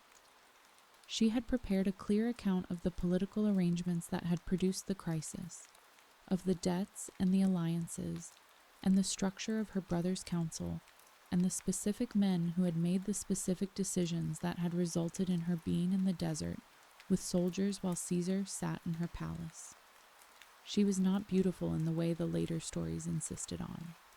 Her coins, the ones minted during her reign carrying her own image, show a face with a prominent nose, a strong jaw, a neck that suggests substance rather than delicacy.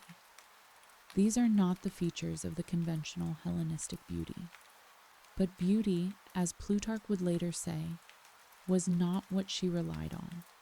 It was her voice and her presence and the particular quality of her attention, the way she made the person she was speaking to feel that they were the most interesting thing currently happening in the world. This was not an accident. She had learned languages for this reason, had studied the nature of conversation with the same seriousness she had studied geometry and astronomy. She understood that the best way to be persuasive was to first be genuinely interested, and she was genuinely interested in Caesar, in what he was thinking, in what Rome was doing to itself, in what the world was going to look like when the dust settled. Caesar, for his part, was 52 years old. He was tall by Roman standards, with dark eyes and a pale face and famously receding hair that he was famously self-conscious about. He liked to be well-groomed. His clothes were always the height of Roman fashion. He ate whatever was put before him without discrimination, which his aides found both useful and slightly disturbing. He was exceptionally able, and he knew it, which should have made him insufferable, but the saving grace was that he was also genuinely curious. Curious about ideas, about people, about history, about the ways that events could be managed or not managed. He had spent his career making things happen. He had made an enormous number of things happen in a very short time. He was sitting in an Egyptian palace writing his memoirs, and a 21-year-old queen had arrived in the night to ask for his help, and she was talking to him about calendars. The calendar, actually, was something he needed to fix. The Roman calendar was a disaster. Months that had drifted out of alignment with the seasons, intercalary days added and forgotten, a system that made it almost impossible to plan anything, with reference to nature rather than bureaucracy. Egypt had a better calendar, 365 days, based on the flooding of the Nile and the rising of specific stars, ancient and reliable. He had been thinking about this. She had been thinking about this. They talked about it in the lamplight, and the harbor made its sound below, and the night went on. They talked about other things, about Pompey, and what his death meant, and what it meant for the Roman civil war, and for Egypt's position within it, about her brother's council and the men who ran it, Pothinos the eunuch who was Egypt's chief minister, Achillas the general, Theodotos the tutor, and what each of them wanted and how each might be managed, about the debts her father had accumulated in Rome and how they might be settled in a way that left Egypt with some remaining independence, about the future of the East and what shape the Roman world was going to take when Caesar's victories were fully consolidated.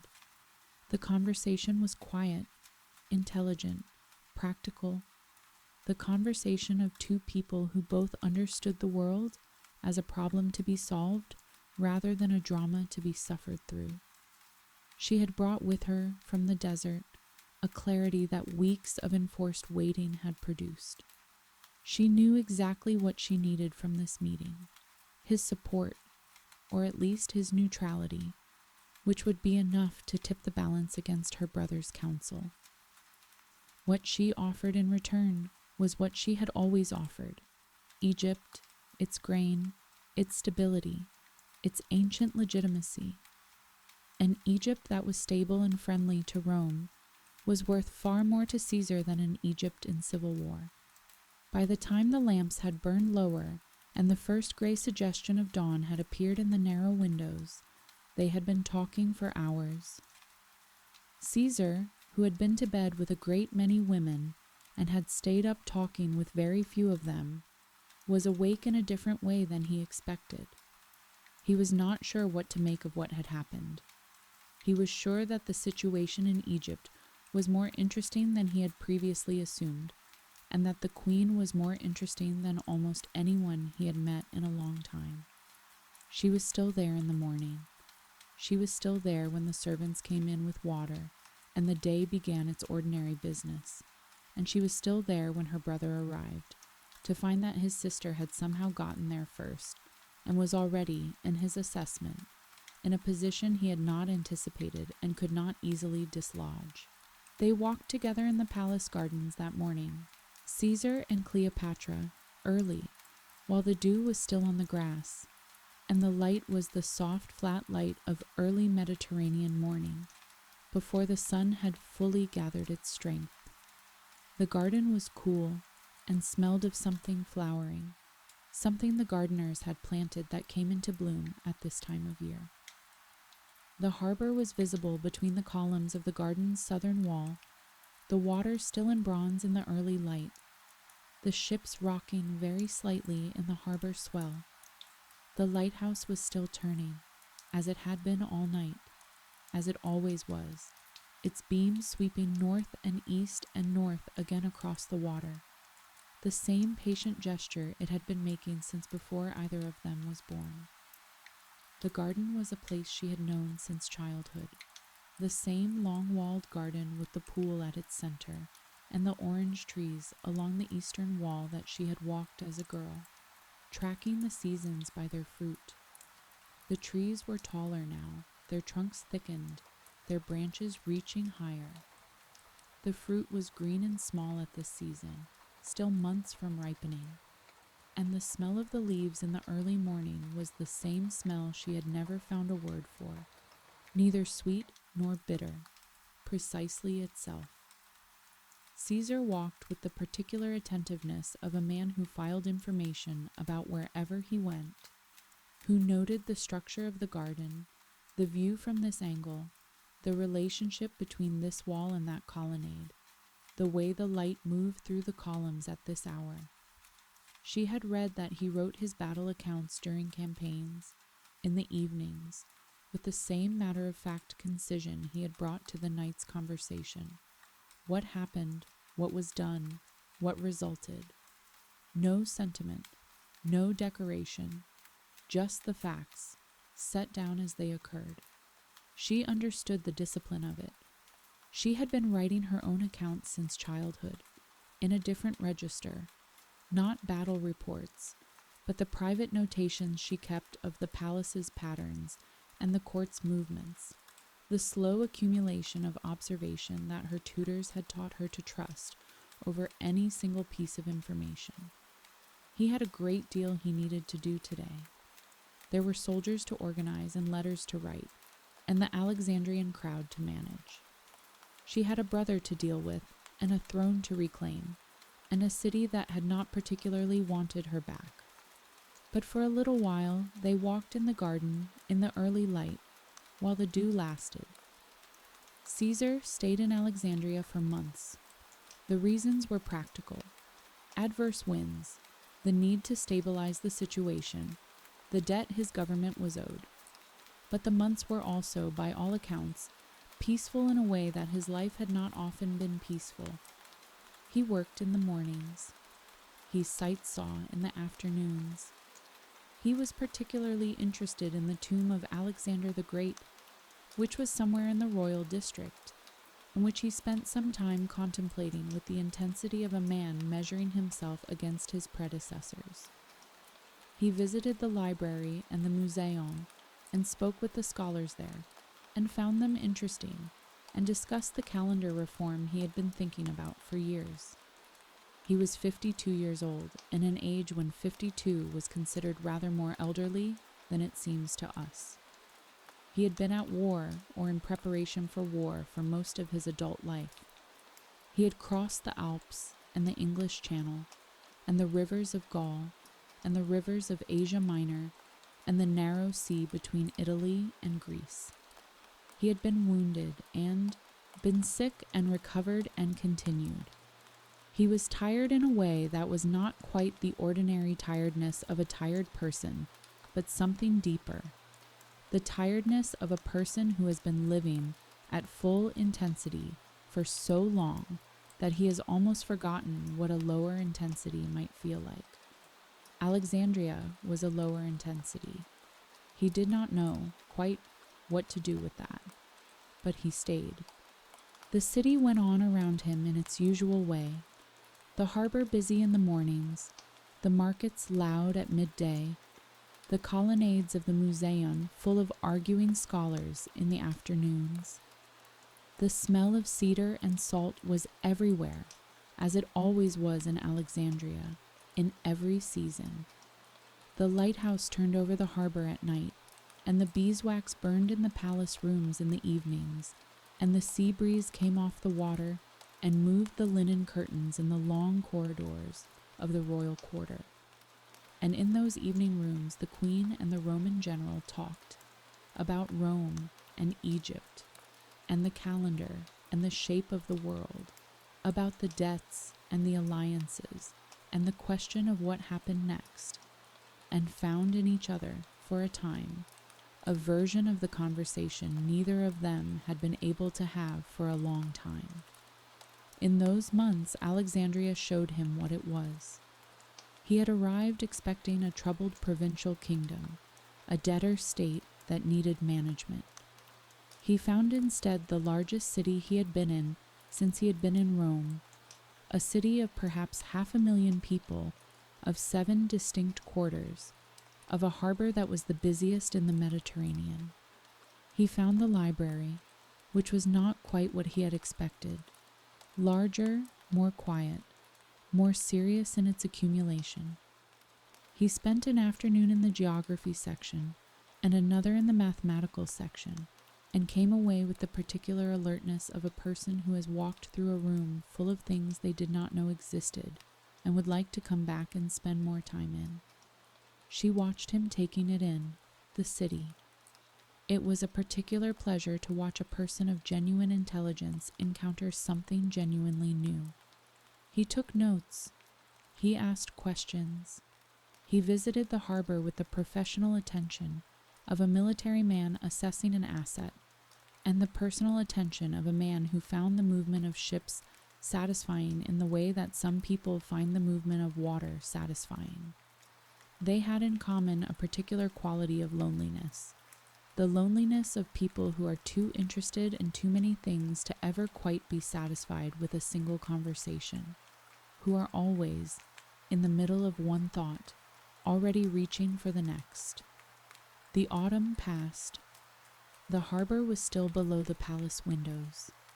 The lighthouse turned. The lamps burned in the evenings in the long formal rooms of the royal quarter, and the smell of beeswax was everywhere, and outside the windows the sea was dark and the stars were very clear. In winter, Alexandria became something slightly different. The light changed, became lower and more slanted, and the sea was a different color than in summer, a gray-green that in the morning took on a kind of pewter weight, very different from the bronze of the summer harbor. The north wind came in off the sea more frequently in winter, and the temperature dropped enough that the rooms that had felt cool in summer now felt simply right, their stone walls holding a warmth from the lamps, and the bodies in them that was comfortable rather than spare.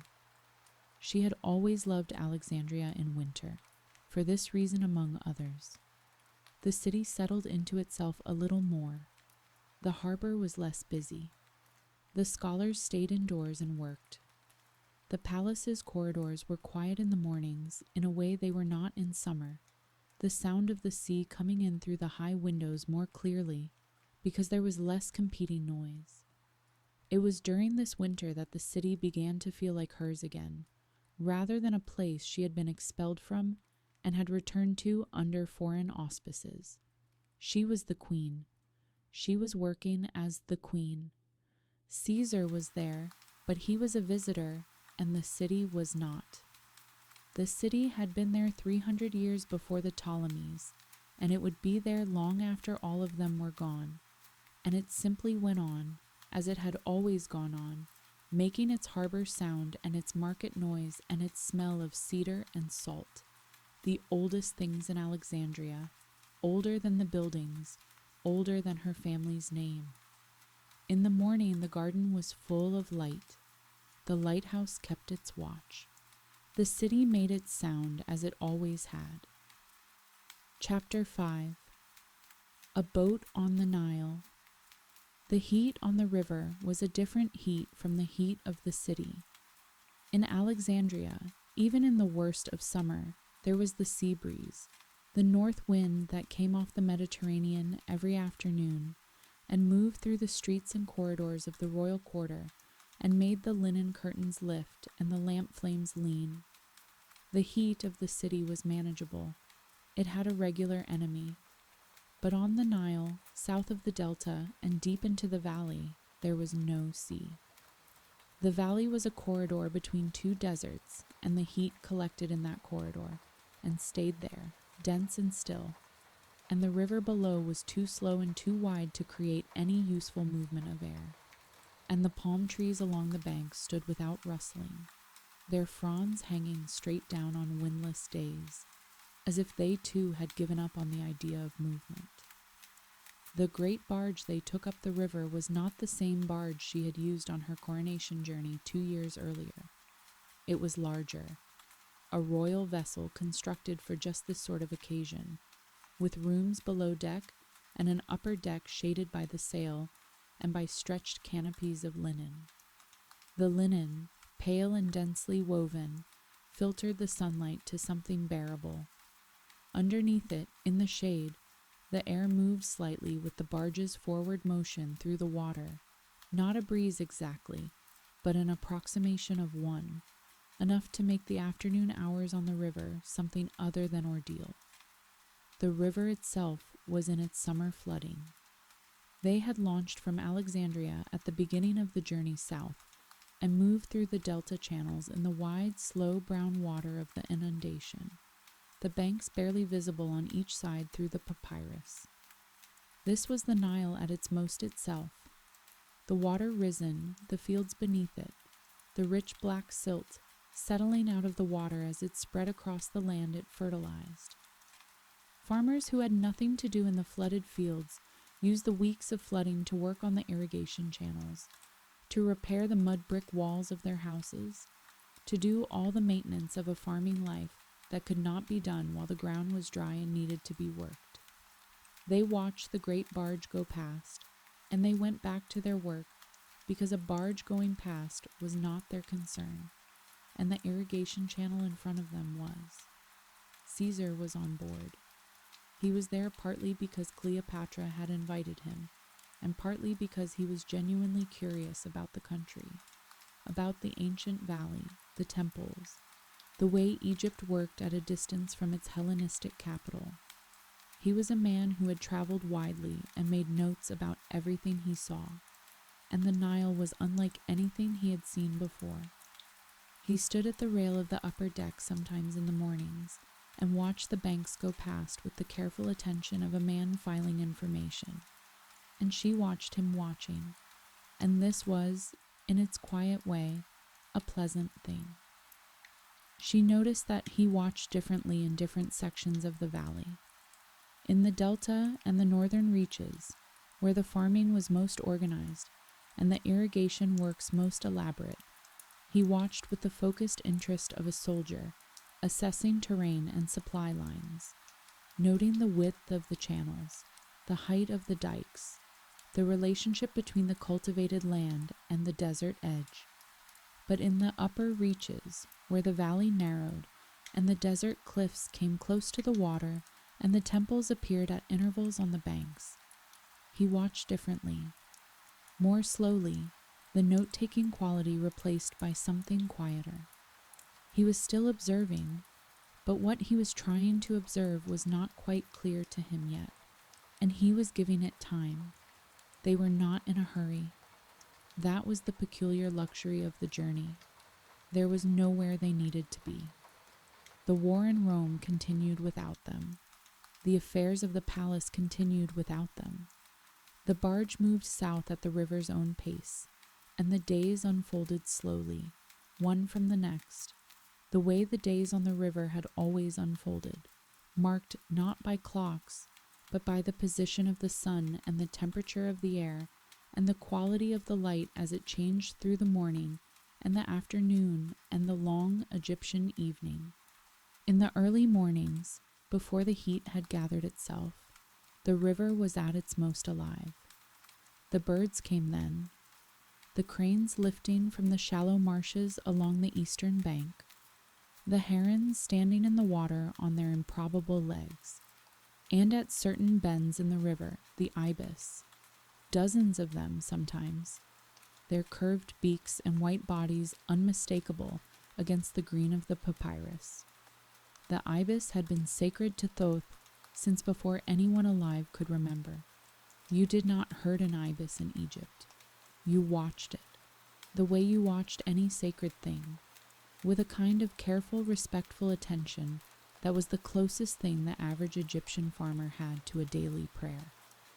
The ibis moved slowly across the water in groups, unhurried, and the oarsmen gave them space the way you give space to sacred things, lifting their oars a little, letting the barge drift for a moment rather than disturb the birds. At one bend in the river, a long slow curve where the bank was low, and the water had spread into a wide shallow area thick with papyrus, they drifted through a colony of herons.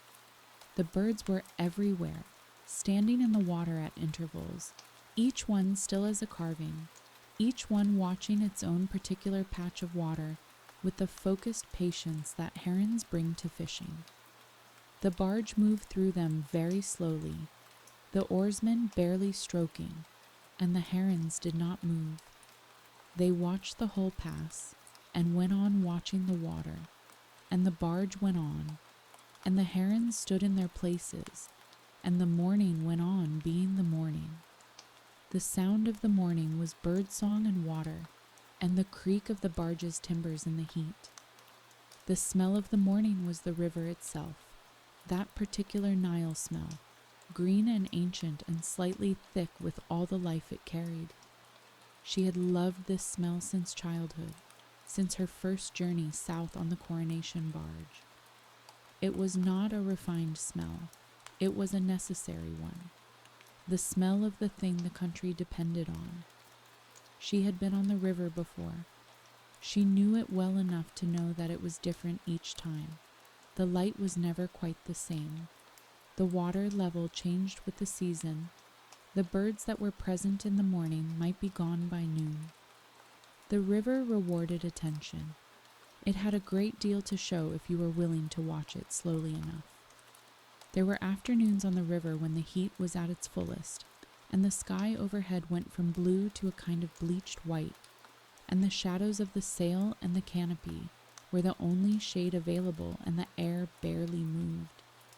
The oarsmen in those hours rested entirely, lying on the deck or sitting with their backs against the hull, their eyes closed, sleeping in the way that men who work in heat learn to sleep, completely, in short periods, without transition. The barge drifted on the current, barely steered. The valley went past on both sides, silent and enormous. She sat under the canopy and watched the banks and let the afternoon go by at its own pace, which was the pace of the river, which was the pace it had always had, which was slower than anything else she knew. She thought about the country during those still afternoons. She thought about what it meant to rule a place this long and this various. Egypt was not Alexandria. She had known this since childhood, had known it as a fact, as something the tutors had told her, but knowing it from a barge on the Nile in the middle of summer was different from knowing it from a library scroll.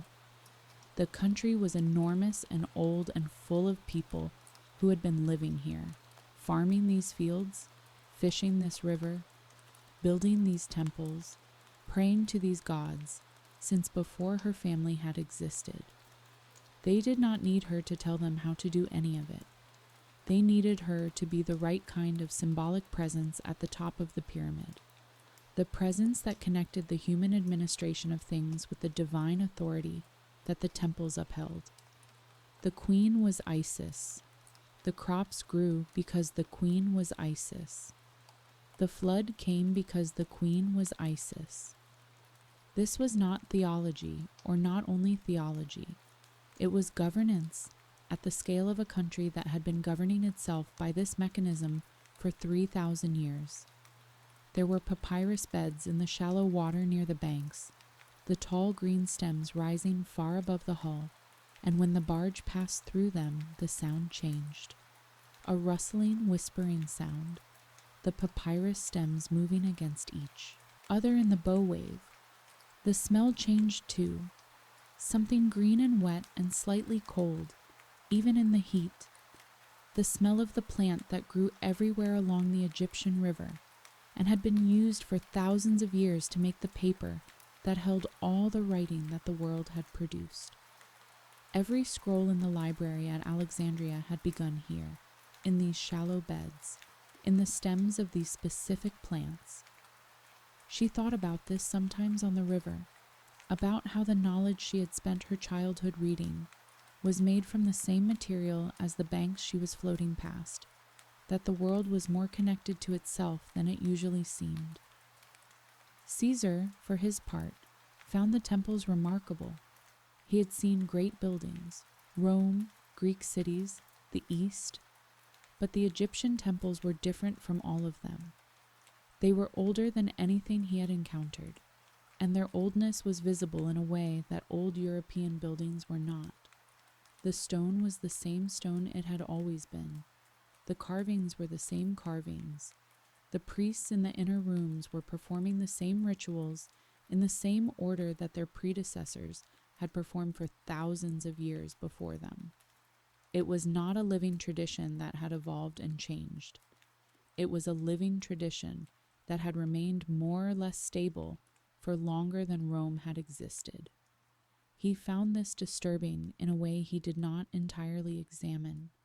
She found it comforting. She had always found it comforting.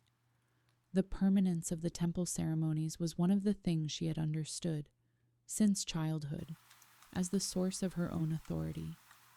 The pharaohs had always performed these ceremonies. She performed them now. The gods did not care about dynasties or Greek versus Egyptian, or the Roman Civil War, or any of the other complications of the world she navigated. The gods cared about the ceremonies, and the ceremonies continued. The temples they passed on the river had that quality in common. Each one was old in a way that required no argument. The stones said it. The carvings said it. The smell of the inner rooms. Incense and something older than incense, the accumulated dust of offerings and the particular coolness of stone that has been stone for a very long time, said it. She'd been inside these rooms on her coronation journey, and she entered them again on this one, and they were the same, not similar, the same, the lamps in the same niches, the same words in the same order, the same smoke rising toward the same high ceilings. The world outside these rooms had changed enormously in the 2 years since she had first made this journey. Inside them, nothing had changed at all. At the temples they visited, she was received as queen, and in some places, as more than queen. The Ptolemies had cultivated this association since the beginning of their dynasty, and she had worked at it more deliberately than any of her predecessors.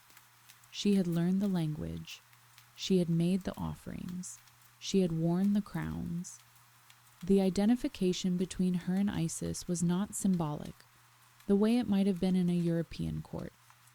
The priests and the people who came to the bank to watch the barge arrive understood it as a practical and theological fact. The goddess inhabited the queen's body the way water inhabits a vessel. She was present in the queen. She had been present in all the queens before her. Isis was the goddess of motherhood, of healing, of magic, of the spoken word that had the power to make things exist. She wore the throne on her head as a crown, the hieroglyph for throne, balanced upright, because she was the one who gave the throne its authority, who made the king a king by receiving his power into herself. She had brought Osiris back from death through the power of her speech and the fullness of her love, and from the union of the living goddess and the restored god, she had conceived a son, Horus, who had grown up to avenge his father and claim the kingdom of Egypt. She did not explain all of this to Caesar. He was a Roman with a Roman's polite skepticism about the gods of the East. But he watched the ceremonies and understood, in the practical way he understood most things, that this was not superstition, this was government. The goddess was also a form of authority. The son was born later that same year, after Caesar had returned to Rome. He was a small, healthy boy, and she named him Ptolemy Caesar, which was his formal name, and called him Caesarion Little Caesar, which was the name that stuck. She had wondered, through the months of the pregnancy, what kind of person would arrive. She had tried to be practical about this. She had tried not to build an image in advance of the thing itself. But of course you build an image, and of course the thing itself is different, and of course you find that the thing itself is better than the image, more specific, more real, more completely its own. He was solemn from the beginning. He looked at things with the fixed attention of someone trying to understand what they were. She sat with him in the cool room in the early mornings, before the day had fully gathered itself, and watched him in the way she had always watched things, carefully from the outside, trying to understand what she was looking at.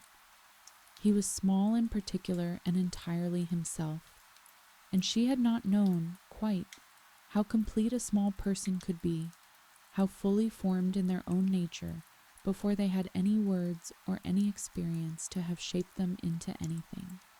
He simply was what he was from the beginning. She found this remarkable. She found it the most remarkable thing she had yet encountered. He slept in a cloth cradle that the servants had rigged in the coolest room of the palace. He smelled of the oil the nurses used on his skin, cedar scented and warm, the ancient smell of the palace in a very small form. The palace made its sounds around him, the harbour, the lighthouse, the distant business of the city. He slept through it all. She went to Philae in the south, to the great temple complex on the island in the Nile, above the first cataract, where the river narrowed between the granite boulders and the sound of the water changed to something more urgent. Philae was a sacred place of Isis, one of the oldest sites of the goddess's worship, where the pilgrims came from all over Egypt and from across the Nile sources to the south. The temple had been worked on by every ruler since Alexander, and it was not yet finished. There would always be more to add, more columns, more carvings, more walls to cover with the images of the goddess and her gifts. The approach to Philae by water was different from any other approach she had made on this journey. The cataract above the island changed the sound of the river.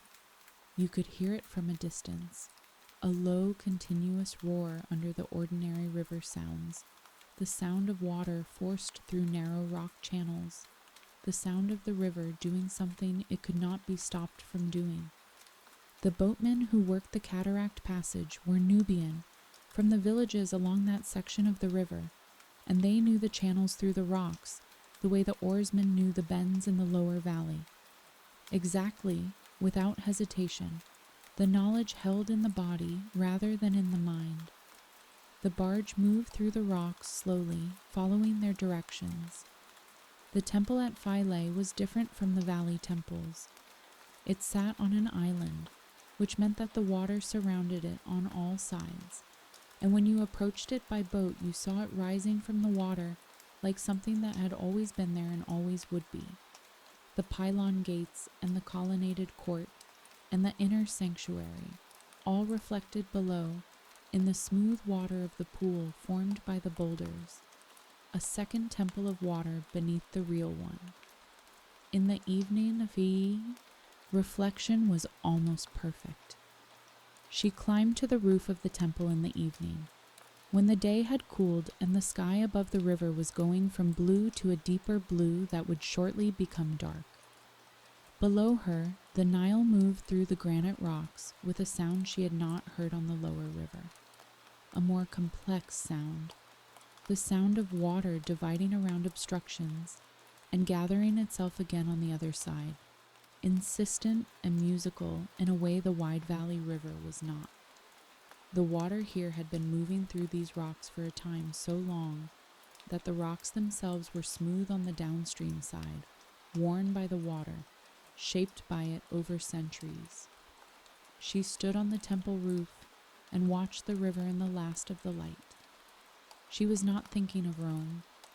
She was not thinking of the child asleep below in the barge's inner cabin, or of the man who had sailed north without her weeks earlier, or of all the things that would need to be arranged and managed when she returned to Alexandria.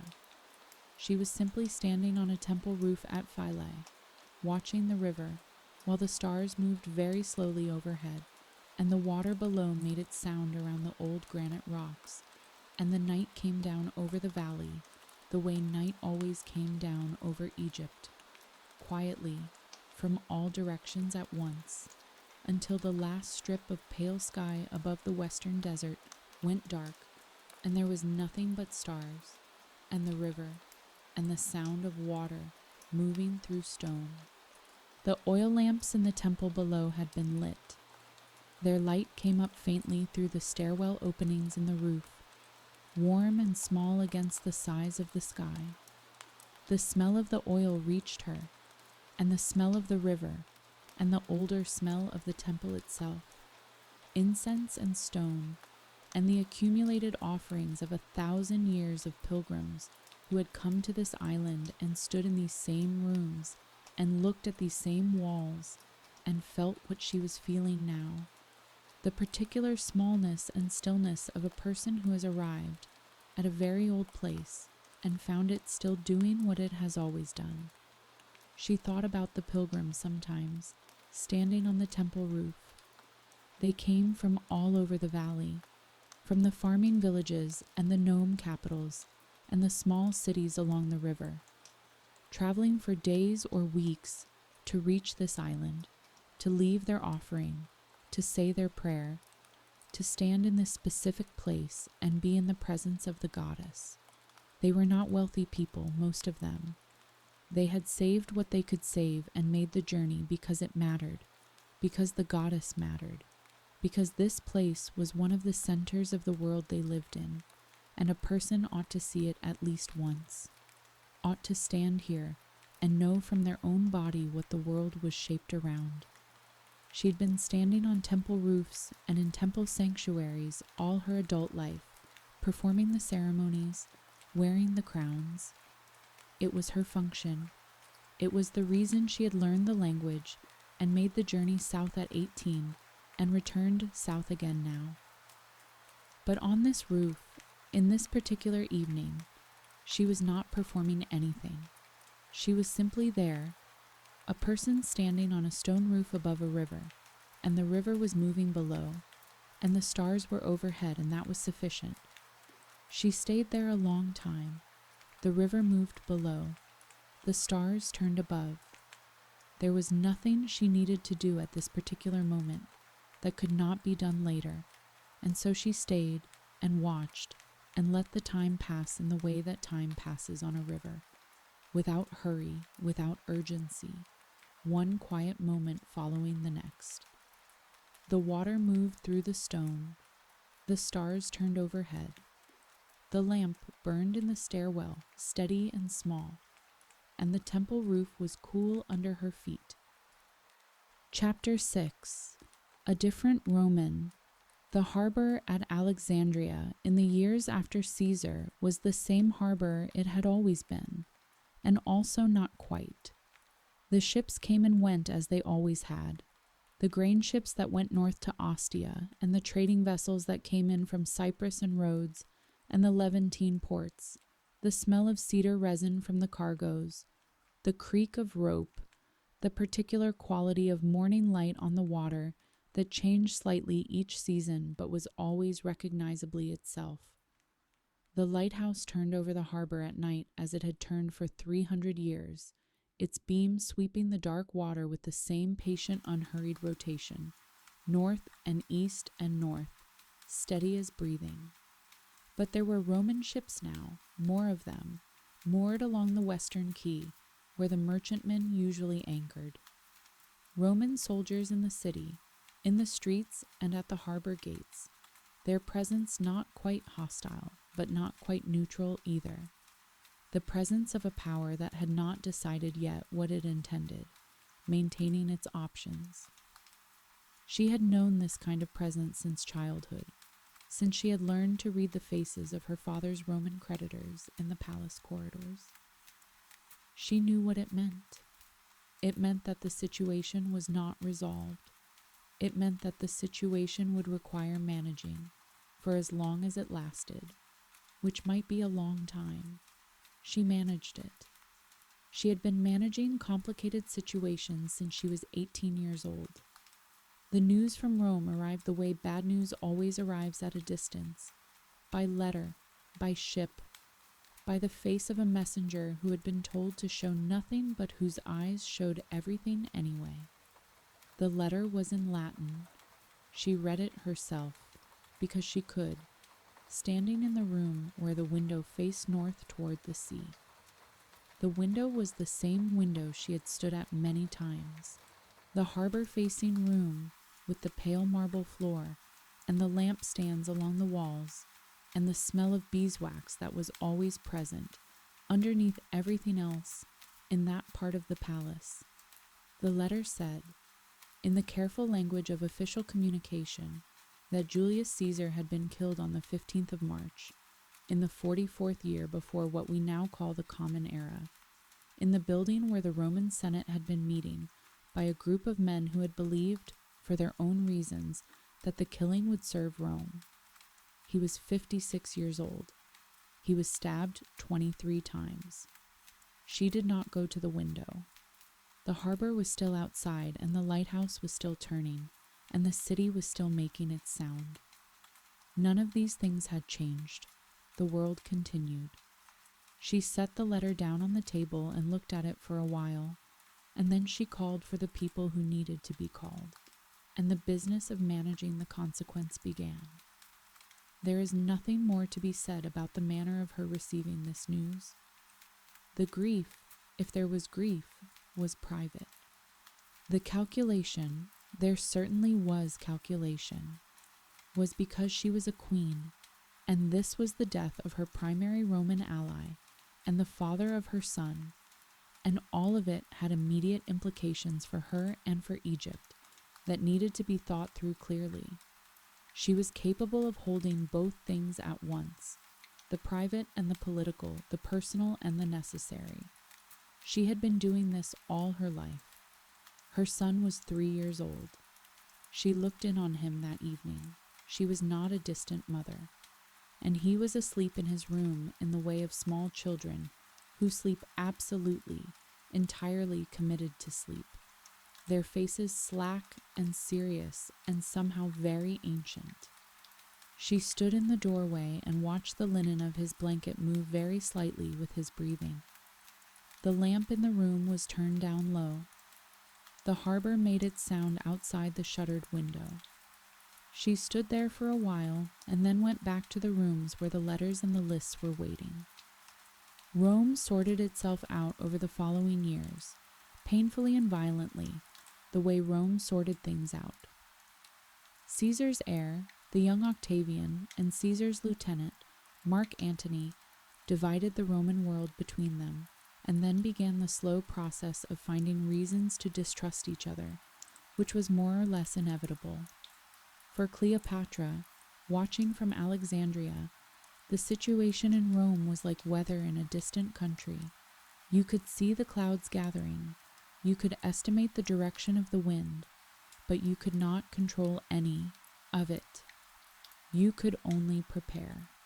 She prepared. She managed Egypt's grain supply with careful attention, because grain was the foundation of everything, the wealth that kept the treasury solvent, the commodity that Rome needed most, and that gave Egypt its leverage in the Roman world. The harvest reports came in every autumn from the nomes, the 42 administrative districts into which Egypt was divided, each with its own officials and its own grain allocation, and its own record of what the Nile flooding had done that year to the fields. She read the reports herself. She asked questions when the numbers were unusual. She remembered the previous year's numbers and compared them. This was not glamorous work. It was the work of managing a country, and it needed to be done carefully, and she did it carefully. She managed the relationships with the priesthood that kept the southern nomes loyal. This required, above all else, consistency. Showing up at the temples, funding the temple construction projects that the priests had been waiting for, performing the ceremonies correctly and in person rather than delegating them. She continued the temple building her father had begun at Dendera and at several other sites along the valley, because the priests understood the building of temples as an act of piety, and piety was the language of authority in Egypt. Walls were added to the Dendera temple, the great pylon gates that would carry her image for centuries, the carving that showed her in the Hathor crown performing the ritual gesture, her name in the cartouche beside the image, permanent and official and old even when it was new. She sent her son to be seen, publicly, as her heir and co-ruler, appearing with her in the temple carvings that were being added to the Dendera walls, the two of them together, queen and young king, in the formal Egyptian style, tall and hieratic and eternal. Caesarion was not yet 10 years old when these carvings were commissioned. He was still a child in the way that children who are serious tend to be children, slightly separate from the other children in the palace, slightly more in his head. She recognized this and did not try to change it. It was, after all, recognizable to her. The years between Caesar's death and Antony's arrival were not, for her, years of waiting. They were years of work. A kingdom needed tending the way a garden needs tending, constantly, attentively, with the understanding that the moment you stop tending it, things begin to grow in directions you did not intend. She read reports. She gave instructions. She made decisions about grain prices and canal maintenance and temple funding and the disposition of the army. She received the ambassadors who came from the eastern kingdoms that were finding their positions in the new Roman-dominated world, and she was polite and careful with all of them, and she remembered what each of them wanted and what she could offer and what she could not. Some of these decisions were excellent and some were less so, and she corrected the less excellent ones when the results showed they needed correcting. She was a monarch doing the work of monarchy in a kingdom that was old when Rome was young. Mark Antony came to Tarsus in the autumn of 41. He had summoned her, that was his word for it, a summons, to explain why she had not supported his faction more actively in the years since Caesar's death. She received the summons and considered it for several days, and then she arranged her response. The harbor at Tarsus was on the river Cydnus, which ran through a plain in what is now southern Turkey, and in the autumn the plain was golden, and the river was low and cool after the summer. The people of Tarsus had been told that a queen was coming. They had gathered along the banks the way people gather when something worth seeing is promised. Antony was there already, on the quay, sitting in the chair that had been set up for him, on the premise that the queen would come to him, that a Roman summoner would not walk down to the water's edge to greet a foreign queen who had kept him waiting. She had been thinking about this meeting for months. She had thought about it the way she thought about all significant encounters, as a scene with a structure, a scene that would be remembered and retold, and that therefore needed to be the right scene. She had advantages that Antony did not. She was on her own ship. She controlled what arrived at that harbor, and in what order, and with what atmosphere surrounding it. She was Isis, goddess of the ordered world, meeting Dionysus, god of abundance and release. This was the story the Eastern world would tell about the meeting, and the story was not inaccurate to the underlying reality. She understood both figures. She had been living inside the Isis identification for her entire reign.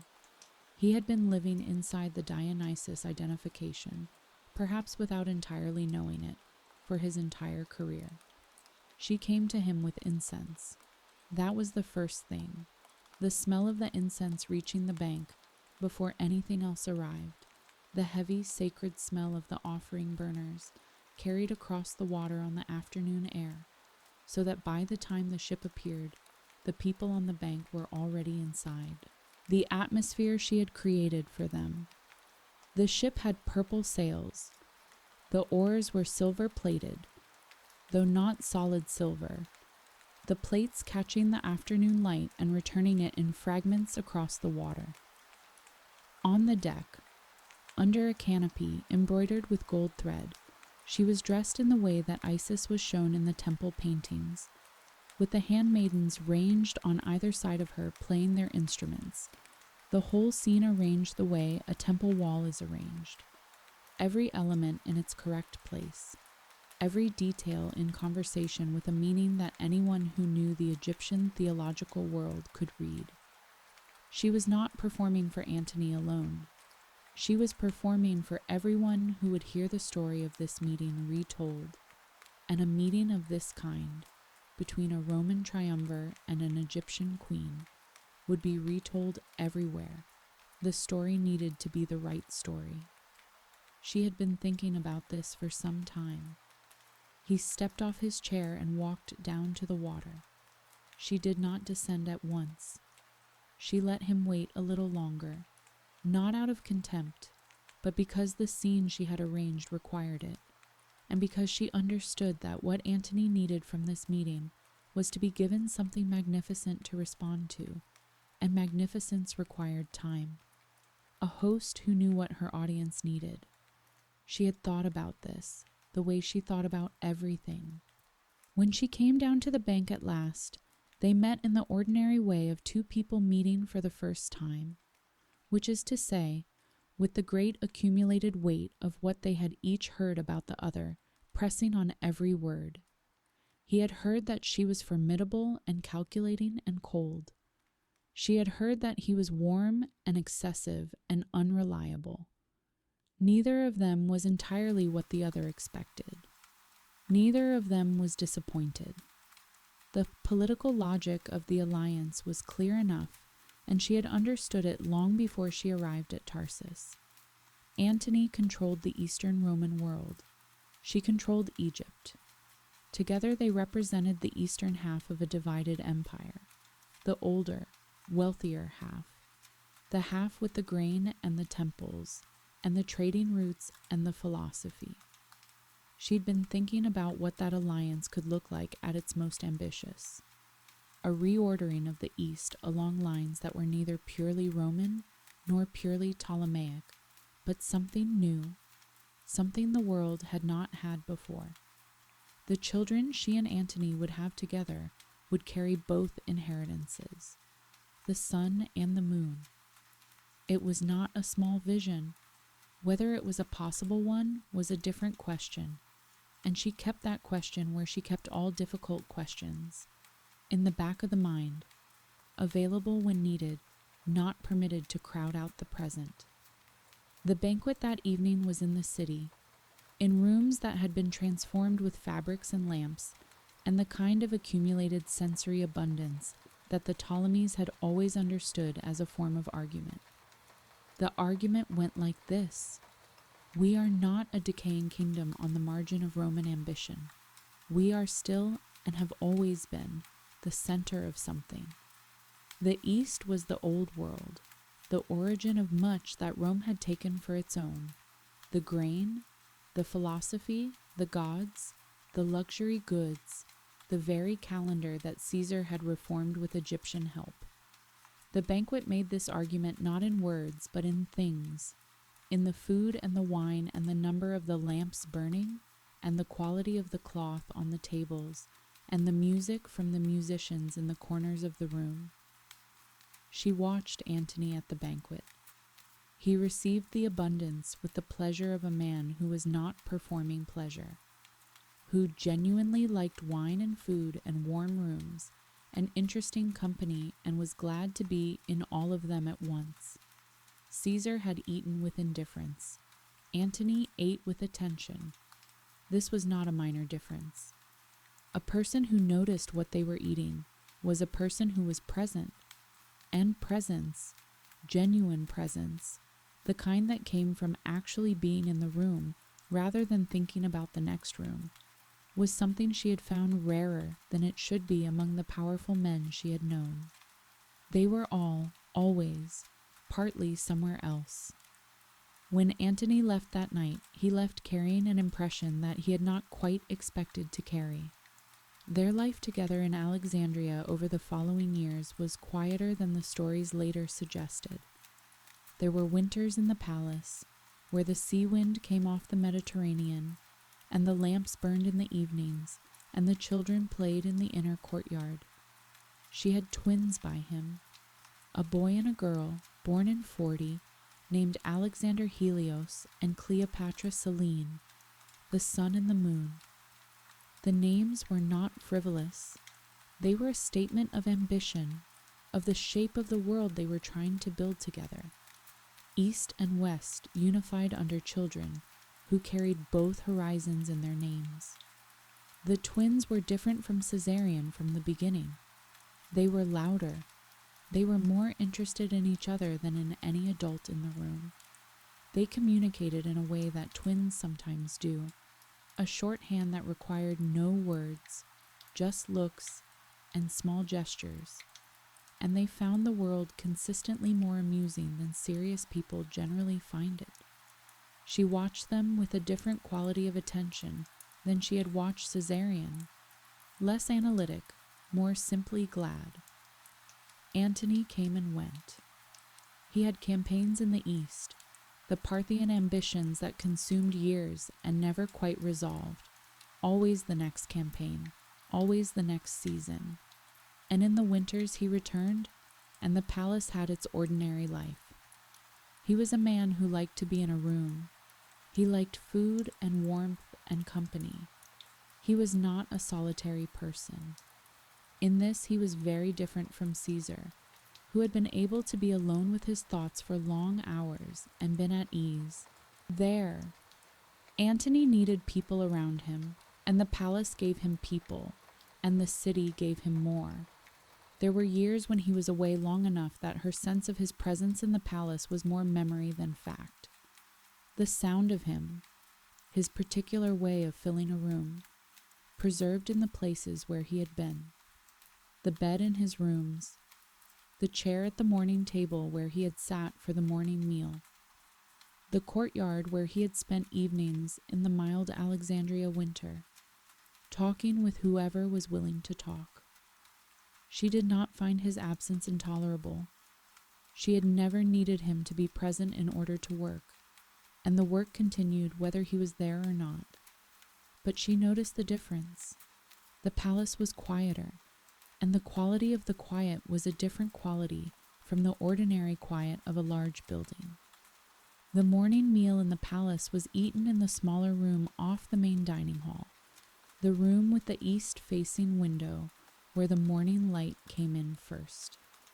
There was bread and olive oil and fruit, figs from the garden in season, dates from the Delta markets, the particular honey that came from the hives kept on the roof of the outer buildings. Antony was a good presence at the morning table. He woke up interested in the day. He had opinions about the food and opinions about the weather, and opinions about whatever news had arrived in the evening dispatches, and his opinions were not carefully formed, but they were lively, and she found them useful for the same reason that any challenging thing is useful, because they required her to think. She found him, after the strangeness of the first months had settled, to be genuinely good company.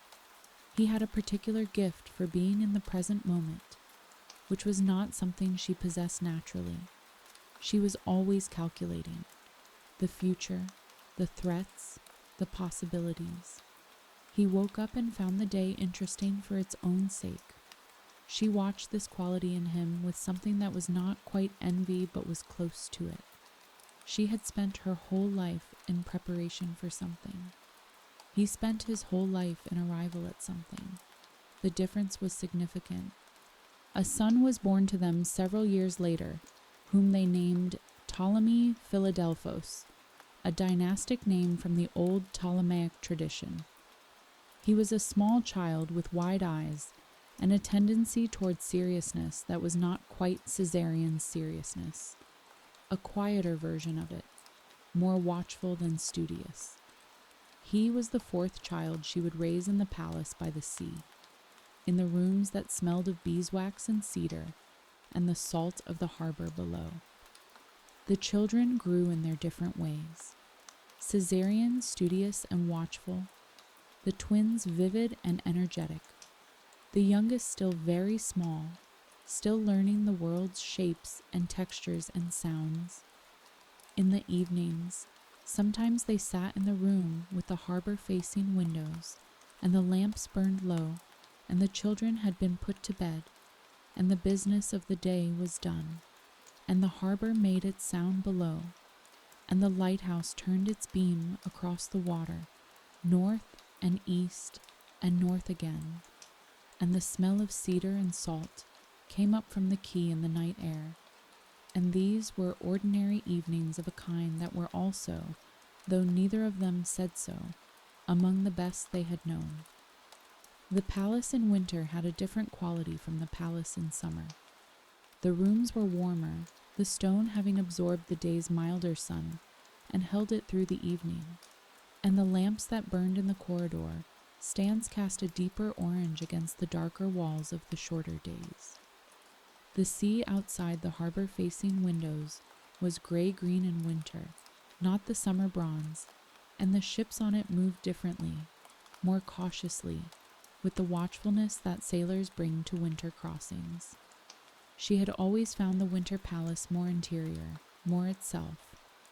The summer palace opened outward toward the sea and the city, but in winter the rooms closed slightly around their occupants and became simply the rooms, warm and lamplit and smelling of cedar oil and the sea salt that came in through even closed windows. The children were louder in winter than in summer, perhaps because the space they were confined to was smaller. The twins invented games in the inner courtyard that involved considerable noise and disputed rules and occasional appeals to adult authority that neither twin was fully satisfied by. Caesarion read. He had moved past the text she had assigned him years before and was now working through things he had found himself in the library, carrying them home in the careful way of people who treat books as objects of value, which they were. She noticed what he was reading and said nothing about it, which was the best encouragement she knew how to give. The twins grew. Caesarion grew, serious and studious like his mother. The years accumulated in the way that years accumulate in places where you are living actual life rather than merely preparing for it. The palace was full of their sounds. The city was full of their names. The lighthouse turned, patient as ever, steady as ever, the oldest patient thing in the world. Outside the harbor-facing windows, the city made its ancient sound, the water against the stone, the creak of the moored ships in the harbor swell, the distant call of the night watch in the royal quarter. The smell of cedar and salt came in on the sea breeze. The lamps in the evening rooms burned orange and steady, and the linen curtains shifted in the draught from the open windows, and Ptolemy Philadelphos was asleep in his room down the corridor with his thumb near his mouth, and the twins were asleep tangled in each other's arms the way twins sleep, and Caesarion was almost certainly still reading. The harbor moved below. The lamps burned in the evening rooms. The city went on, as cities do, making its own long quiet sound. Chapter 7. The Wind Changes. There was a day in late summer when the light changed. It was not a sudden thing. It was the kind of change that happens gradually, over weeks, and then one morning you look at the harbor, and the color of the water is slightly different, and the angle of the light is not what it was in July, and you understand that the season has turned and the year is moving again toward its shorter days. In Alexandria, the seasons changed less sharply than in northern countries. There was no frost, rarely much rain. The difference between summer and winter was more a matter of light and temperature than of the wholesale transformation that colder climates underwent. But the change was real. You felt it in the air off the sea. The breeze had a different quality in September than in June. The light on the harbor stones was a different gold. The change came in the smell of the sea as much as in the light. In summer, the Mediterranean air was dry and direct, the salt and cedar smell carrying cleanly on the hot north wind. In early autumn, the air turned slightly, acquired a softness, a faint additional element that was hard to name. The smell of the season turning, of the summer releasing its hold on things. The linen curtains in the palace corridors moved differently in the early autumn breeze than in the summer one. Everything moved slightly more slowly, as though the season itself was settling.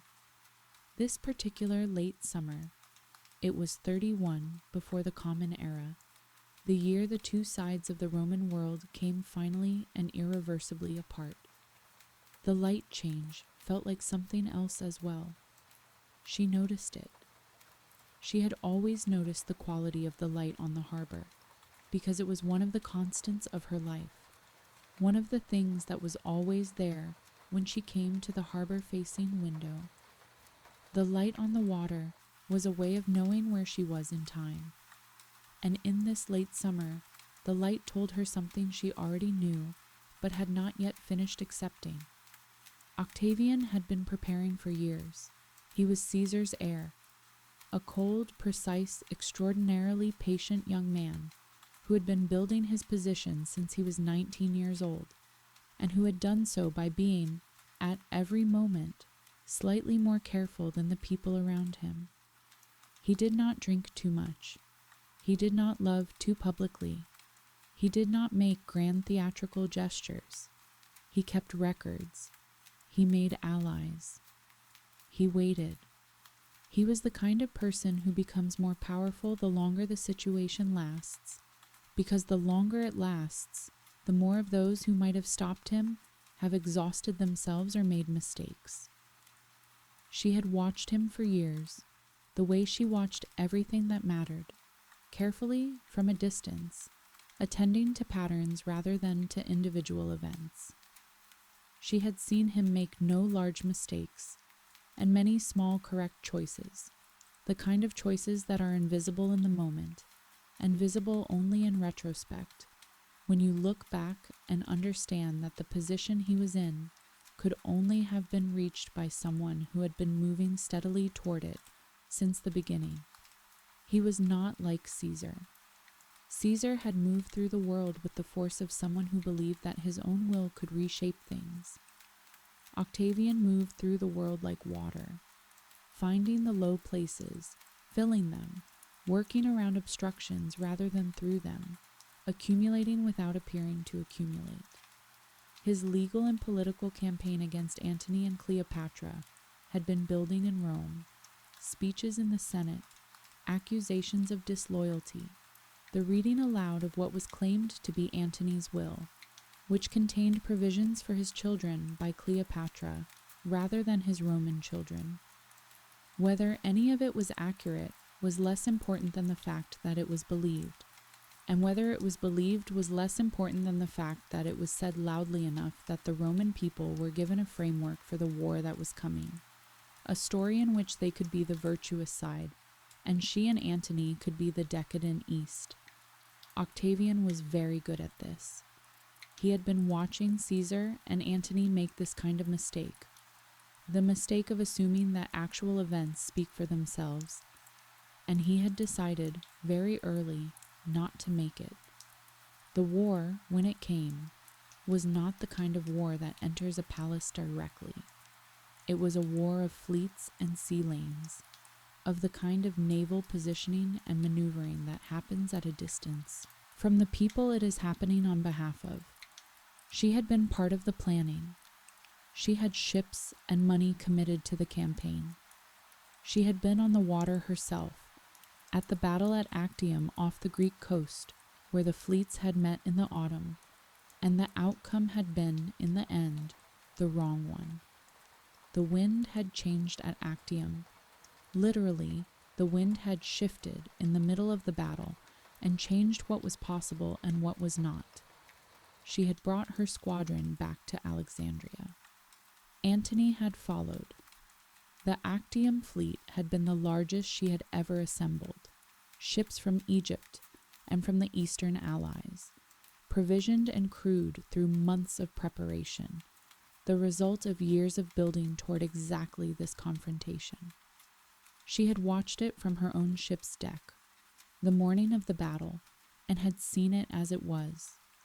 A fleet of real ships with real men, neither more nor less than what it was, operating in a wind that would do what winds do, regardless of what anyone required of it. She had known, watching the wind change, that the calculation had changed. She had done what the calculation required. This was what she had always done. The return to Alexandria was a quiet journey. The details of it, how long it took, what was said, what was thought, are the kind of details that history does not preserve, What is preserved is the outcome. They returned, and the city was still there, and the lighthouse was still turning over the harbor, and the smell of cedar and salt came up from the quay as it always had, and everything that was not changed was exactly as it had always been. The city received them without ceremony. This was its own kind of message. The crowd in the harbor district was thinner than it should have been on a royal return, and the faces that were there were the careful faces of people who were waiting to see which way things went before committing their expressions. She understood this. She did not ask for what was not being offered. She came back into the palace the way she had left it, through the corridors she had known since childhood, past the rooms where the lamps burned in the stands and the smell of beeswax was the same smell it had always been, past the harbor-facing windows where the lighthouse was still turning over the still late summer water. The children were there. This was what she went to first. Not the reports, not the treasury, not the military advisors who were waiting in the formal rooms with their assessments. The children first. Caesarion, who was 16 now, met her with the composed face of someone who had been practicing composure since he first understood that composure was required of him, and she recognized this and put her hand briefly on his shoulder and said something ordinary, something about the journey. The twins came running and were themselves, and the youngest, Ptolemy Philadelphos, clung to her in the uncomplicated way of young children who know only that something has been away and is now back. She attended to what needed attending. The treasury she reorganized, moving the valuables, the gold and the objects of real worth, with a methodical thoroughness that suggested she was thinking clearly about what might need to happen next. She also had plans she was still working through. The possibility of moving the base of operations, of taking the children and the treasury, and beginning again somewhere that Octavian's arm had not yet reached. There were routes east that were still open, sea lanes through the Red Sea to India, where the Ptolemies had long had trading relationships. None of these plans were finished. None of them closed off entirely. She was still calculating. Antony's state of mind was harder. He had always been a man who lived in the present moment, and the present moment was now deeply unwelcome, and he did not know what to do with an unwelcome present the way he had always known what to do with a welcome one. He went quiet. He spent time in a small pavilion he had had built at the end of the causeway, looking out at the sea. He sat there alone for long hours, watching the water. She did not interfere with this. She understood that some kinds of process cannot be managed, can only be given room. The pavilion was close enough to the palace that she knew he was there. She let him be. There was still work to be done. There was always work to be done. The gnomes sent their reports and she read them. The military situation was not entirely lost, or if it was not yet lost in every direction. She sent messengers and received answers and made assessments and revised them when new information arrived. This was what she had always done, and she did it now. The harbor below was still there. The ships moored along the quay were still there, and some of them were still hers. The lighthouse was still turning, north and east and north, the same patient rotation it had always made. She wrote letters. This had always been part of the work of ruling, the correspondence that kept the gnomes aligned, the communications that maintained the trading relationships, the messages to the priests at Dendera and Abydos and Hermonthis that established her continued presence in the ceremonial life of the country even from Alexandria. She had been writing letters for 20 years. The particular quality of this autumn's letters was different from any previous autumns. They were more careful, more precisely worded, as if she were aware that they might be read later by people who had not been meant to read them. She chose her words with the same attention she had brought to everything. The mausoleum she had been building, the structure in the royal quarter designed to house her tomb, a massive building of white stone, was further along than it had been a year ago. She had spent more time on it this autumn than in previous years, not because she had previously ignored it, but because the question it was built to answer had come, this autumn, from the background into the foreground. She walked through it in the morning sometimes. The walls were thick, and the rooms inside were cool and still, and full of a quality of silence that was different from ordinary silence, older and more absolute, the silence of a place built to hold silence rather than a place simply empty of sound. She found it calm rather than oppressive. It was what it was, clearly and without apology, and she had always had respect for things that were clearly and without apology what they were. She walked her gardens one last time on a morning in early August, early enough that the dew was still on the grass, early enough that the gardeners had not yet arrived, so that she had the garden to herself. The garden was one of the parts of the palace she had always loved most. There were flowering plants that bloomed in waves through the year, and a pool at the center that reflected the sky, and orange trees along one wall that she had known since they were young. They were not young anymore. They were old enough that their trunks had thickened, and their canopies were full, and their fruit was reliable every season. The oranges were not yet ripe.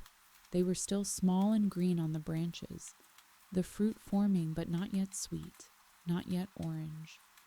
The August heat had not been enough to bring them on. They would ripen in the autumn and the winter, as they always did, as they had done every year since she had watched them as a girl from the schoolroom window. They would ripen after she was gone. She knew this, standing there. She walked the path slowly, in no hurry, touching the tops of the low hedges with the flat of her hand. The garden in the early morning was full of small sounds, a bird somewhere in the orange trees, the sound of water from the central pool, the distant sound of the city already beginning its day beyond the walls of the royal quarter. The pool at the center of the garden reflected the sky, pale and clear at this early hour, the blue not yet full, still holding the slight milkiness of first morning. The reflection trembled slightly in the air moving off the sea. She stood at the pool's edge for a moment and looked at it, and the sky above and the sky below were the same sky, and the garden around both of them was very still. She was in no hurry. She went from one end of the garden to the other and back again, and the dew was cold on the grass where it touched her feet, and the sky above the garden was the pale, clear blue of early morning, and the lighthouse was visible over the garden's southern wall, turning its beam over the water as it had always done. She had walked this garden 10,000 times, or a number that felt like 10,000, through childhood and girlhood and 20 years of queenship, in every season, in the mornings before the tutors came, and in the evenings when the day's work was finished and the palace had gone to its routines. She knew every bend in the path, every stone in the wall, every plant in the beds along the south side. The garden had changed over the years. The orange trees grown, the old plantings replaced, new things added, some things lost to disease or drought, but its shape was the same shape it had always had, and the smell of it in the early morning was the same smell. The green smell of watered plants, the faint salt coming over the garden wall from the harbour beyond. In the corner of the garden, in the small room that opened off the southern wall, she sat with her children for part of the afternoon. Caesarion was 17, a young man, serious and studious as he had always been, reading a scroll she had given him the previous day. He read with the same focused quality she had seen in him since he was small, the total attentiveness, the still body, only the eyes moving across the lines. He was very like her in this. The scroll he was reading was a text on military strategy. a practical text, very different from the philosophy and history he had been reading until recently. He had made this shift on his own, without her direction. She noticed it, and said nothing. He knew what was coming. He was 17 years old, and he was reading about strategy because he understood, as she understood, what the next months were likely to require of him. The twins were 10, a year older than her brother had been when he first became her co-ruler. They were playing some game with pebbles on the garden floor, intent on its rules, their heads close together, the game apparently requiring whispered consultation at intervals. She watched them for a while. The game had rules she could not fully follow, involving the arrangement of pebbles and patterns, and the movement of certain pebbles according to conditions she could not determine from the outside. This had always been the twins' way. They lived in a world that had its own interior logic, partially accessible to other people and partially not. She sat and watched them for a long time. They did not need her attention to exist. They were already themselves. This was both the source of her happiness about them and the source of the ache that accompanied it. Ptolemy Philadelphos was there too, sitting in her lap for part of the afternoon, quiet and warm, watching his older siblings with the absorbed attention of the youngest child watching the world they will eventually enter. He was not yet 7. He had his father's coloring and her quality of stillness when something interested him. She held him without thinking about holding him, the weight of him across her arm, the familiar weight she had known since he was born. She sat with Charmian and Eras, her 2 women who had always been with her, in the room that smelled of cedar oil and old stone, and they talked about small things, the way the light was this afternoon, the state of the garden, a story that Charmian had heard from the marketplace about a vendor of figs who had made an unusually sharp bargain and was now celebrated in his neighborhood for it. The small things were all that remained to talk about. The large things had been decided, or were being decided at a distance, by forces that were beyond any of them. The small things were real in the way that small things are always real, immediately, specifically, now. Charmian had been with her since before the desert years, since the early part of her reign when the court was still sorting out who it was, with a new young queen at its head, and a child co-ruler who did as he was told by his advisors. Iris had come a little later, the daughter of a court official assigned to the queen's household, remained because she was good at everything she was asked to do, and because she was quiet in the way that was useful, rather than the way that was merely absence. Between the 2 of them, they had been through most of what there was to go through. They knew the palace the way she knew it, its sounds and its silences, and its rhythms, and the particular quality of each room at each hour of the day. They were not servants exactly, though they served. They were witnesses. They had been watching the same life she had been living, from alongside it, for 20 years. They talked about the fig vendor. Charmian knew more details than she had initially offered, and as the afternoon went on, she added them. The specific street, the name of the buyer who had been outwitted, the quantity of figs in question. It was a small story about ordinary commerce in the city that had been going on outside the palace walls for as long as the palace had been there, and it was exactly the right kind of story for this afternoon. There was a letter on the table with the seal already broken. She had read it. She set it down and looked at the linen curtain shifting in the sea breeze, the afternoon light coming through it in a diffuse, even gold. Outside, the harbour was making its sound.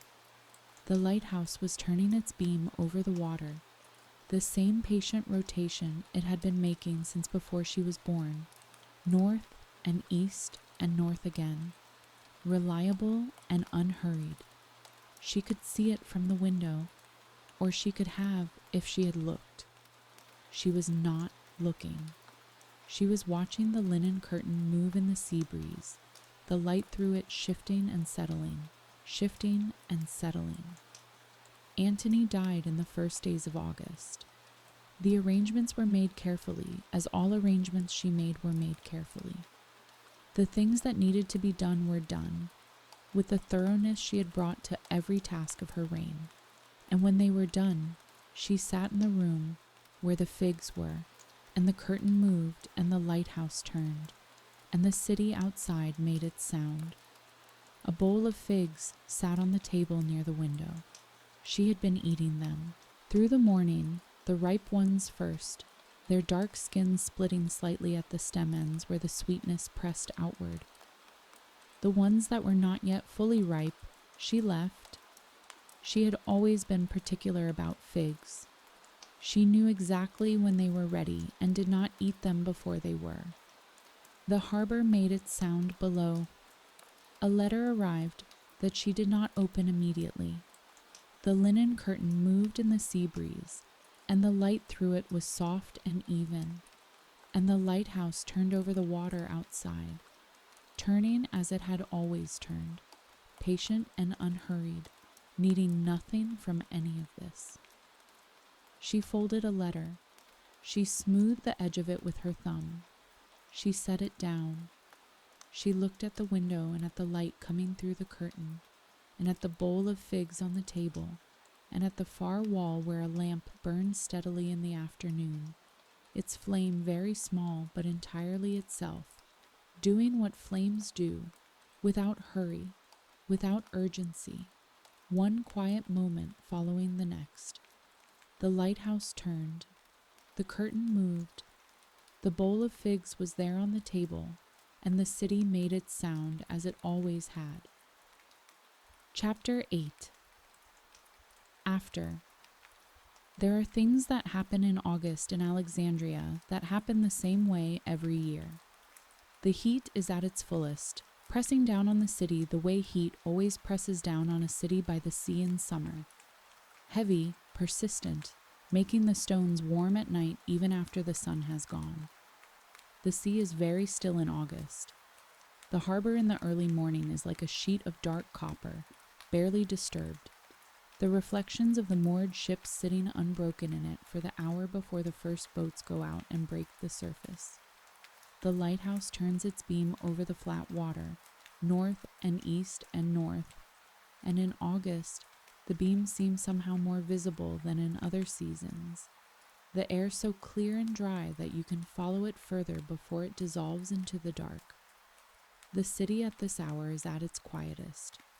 The great Canopic Way, the long main street that ran from the eastern gate to the western harbor, lined with colonnades, is empty before dawn. The stone floors of the colonnades, cold underfoot, if you walk there before the sun has reached them. The market stalls are not yet open, their awnings furled and their goods stored. Only the smell of what they sell still present in the morning air. The spice smell, the salt fish smell, the smell of fresh bread from the bakeries that start their work in the dark. The harbor district is a little busier even at this hour. There are sailors beginning the day's work on the ships, and the pilots who guide the larger vessels in from the open sea at first light. The lighthouse turns for the pilots, and for the sailors, and for whatever vessels are out on the dark water finding their way in. It has always turned for this reason. It will turn until it can no longer. The smells of August in Alexandria were the smells she had known all her life. Cedar and salt from the harbor, the baked stone smell of the courtyard floors in the afternoon heat, the sweet over-ripe smell of figs and dates in the market stalls, the particular thickness of the air at midday when the city was at its quietest, and the shadows were shortest, and even the seabirds had gone somewhere else to wait out the worst of it. She had known these smells since she was a child, watching the stripe of light cross the schoolroom floor. They had not changed. They would not change. They were older than the buildings, older than the language, older than any individual person's experience of them. She died on the 12th of August, in the 30th year before what we now call the Common Era. She was 39 years old. The manner of it was chosen deliberately, carried out in the room called the mausoleum, which she had prepared for this purpose. The details have been told many times, and they do not need to be told again here. And in any case, the oldest, most reliable details are the quietest ones. A room, a couch, a woman who had spent her entire life managing difficult situations, and who managed this one too, with the same thoroughness she had brought to everything else. Her women were with her. Charmian and Eras, who had been with her since the beginning, were there at the end. There was lamplight in the room. The harbour made its sound outside. What she felt, no one wrote down. What she thought, no one recorded. There was nothing she said, that we know of, that she had not already said. She had prepared. She had arranged. She lay down. What happened after is a long story, and it goes in widening circles. The immediate after. Octavian arrived in Alexandria 4 days after her death and found the city largely intact. He had a great many things to do. He was thorough about them, as he was thorough about everything. He had images of her destroyed, as was the practice with defeated enemies of the Roman state. The order was resisted in Egypt, where her images were cult images connected with Isis, and with the ongoing theological business of the temples. To destroy an image of Isis was not simply a political act, it was a desecration, and the priests of the Egyptian temples were not prepared to perform desecrations on behalf of a foreign conqueror. A priest named Archibios paid 2,000 talents to have the images preserved, so some survived. Enough survived that her face was still on the temple walls for centuries afterward, tall and serene and eternal, doing what Egyptian royal images had always done, presenting an idealized, permanent version of power that outlasted the actual person by a very long time. Caesarion was killed. He was 17 years old. He had been sent away before the end, south up the Nile toward the port of Berenice on the Red Sea coast, from which he might have sailed east to India. He almost made it. What he thought, in those last days traveling south through the valley, his mother had first shown him as a small child, past the temples whose walls still bore the carved image of the queen and her son. This is not recorded. The names of the towns went past him as they had always gone past. Memphis, Hermopolis, Abydos, Dendera, Hermonthis, the same chant of places his mother had learned in a schoolroom, and taught him later by the light of a lamp. He had been south before, as a small child, on a barge with his mother. He had been too young to remember it clearly. Perhaps some version of it was still with him. The wide river, the sound of the oarsmen, the smell of the warm stone of the valley in the afternoon heat. Perhaps nothing of it remained. The records do not say. He did not escape. He was recalled to Alexandria on the promise of safe passage, and the promise was not kept. He was 17 years old. He had his mother's quality of attention, her stillness, her way of watching things carefully from the outside. He had been reading military strategy. He knew what was coming. The twins survived. Alexander Helios and Cleopatra Selene, the sun and the moon, were taken to Rome to walk in Octavian's triumph, the procession through the streets of the city that celebrated his victory over the East. They were led in gold chains, 10 years old. The gold chains were not real gold, or perhaps they were, in the way that a triumph requires everything to be as real as possible, to show the people of Rome exactly what had been conquered, and how richly. The twins walked. They were 10 years old, and they walked through the streets of a foreign city in chains made of gold, and the crowd watched them. and the crowd was enormous. After the triumph, Octavian gave them to his sister Octavia, the woman Antony had left for their mother, who raised them in Rome with what appears, from the later evidence, to have been genuine care. The moon daughter, Cleopatra VII, survived to adulthood and married the king of Mauritania, and had a son whom she named Ptolemy, preserving the family name in that distant western kingdom for one more generation. A single flame of the old line carried west and kept burning a little longer. She named the cities of her kingdom with Greek names. She kept the old calendar. She may have taught her son the Nile town names that her mother had learned in a schoolroom in Alexandria, the same chant of places: Memphis, Hermopolis, Abydos, Dendera, Hermonthis. Or perhaps she did not. Perhaps she let them go. The son's son, Alexander Helios, simply disappeared from the record. The records do not tell us what happened to him, and perhaps that is the right way of it. Alexandria went on. This is what cities do.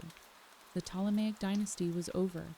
300 years of rule by a family that had arrived as Macedonian soldiers and become, over the generations, something more complicated than that. Something genuinely Egyptian, and also genuinely Greek, and also something neither of those things had a word for. The dynasty was over. The city was not. The merchants still came and went in the harbor. The scholars still argued in the colonnaded walks of the Museum. The library still held its scrolls in their cedar shelves, and the scribes still copied, and the catalogers still catalogued, and the accumulated knowledge of the world still sat in those reading rooms where the diffused light came in through the high clear-story windows, the same light that she had sat in as a girl, reaching for the shelf above her head. The city under Roman rule was not so very different from the city under Ptolemaic rule in the ways that mattered most to the people who lived in it. The markets ran. The harbor ran. The grain moved north to Rome each autumn in the grain ships, which was a different destination than it had moved to before, but the mechanism of it was the same. The Nile flooding, the harvest, the weighing of the grain, the loading of the ships, the departure under the north wind. Egypt fed Rome now instead of feeding itself and the Ptolemaic court. The numbers were larger. The logic was the same. The library was still there. It would be there for centuries, changed, reduced, rebuilt, supplemented, argued over, but still there in some form, still housing the scrolls and their copies, and the scholars who worked through them. The scribes who had been copying texts when she was a child were old men or dead, and their students were copying now, and their students' students would copy after them, and the process of accumulation would continue, because the process of accumulation was what the library was, and what the library did, and it did not require a Ptolemaic queen to keep doing it. It required only the scribes, and the scrolls, and the diffused light through the high windows, and the cedar smell of the shelves, and someone, always, reaching for what was above them. The temples continued too. The priests at Dendera, and Hermonthis, and Abydos, and Philae lit their fires, and offered their bread and maintained their ceremonies through Octavian's conquest and through the slow transformation of Egypt from a Ptolemaic kingdom to a Roman province. The carvings on the temple walls, including the carvings at Dendera, where Cleopatra is shown at full size offering to Hathor, wearing the Hathor crown, her name carved in the cartouche beside the image, were not destroyed because they were part of the walls, which were part of the temples, which continued to function. Her image went on being worshipped in those temples as Isis for generations after her death. The goddess outlasted the queen. This was as it should be. She would have understood. The goddess had always outlasted everyone. The lighthouse kept turning. This is perhaps the simplest continuity. The lighthouse on the island of Pharos, kept turning its beam over the harbor for nearly 1,000 years after her death. It was one of the wonders of the ancient world, and it was built to be one, and it was one, and it kept being one long after the world it had been built for had entirely changed. Sailors who had never heard of the Ptolemies looked up at the lighthouse as they came into the harbor and found their way by it and were grateful. The lighthouse did not care about dynasties. It simply turned. The keepers of the lighthouse changed as everything around them changed. Greek keepers became Roman keepers, became Byzantine keepers, each generation passing the knowledge of the flame and the mirrors to the next. The technical understanding of how the light worked and how the mirrors needed to be maintained, and what to do when the mechanism required attention. The mirrors of polished bronze, the great reflecting surfaces that threw the light outward in its rotating beam, needed constant care. They tarnished and were polished. They were replaced when they wore out. The flame burned through oil and pitch, and the keepers ordered more, as they had always ordered more, and the ships brought it, and the flame continued.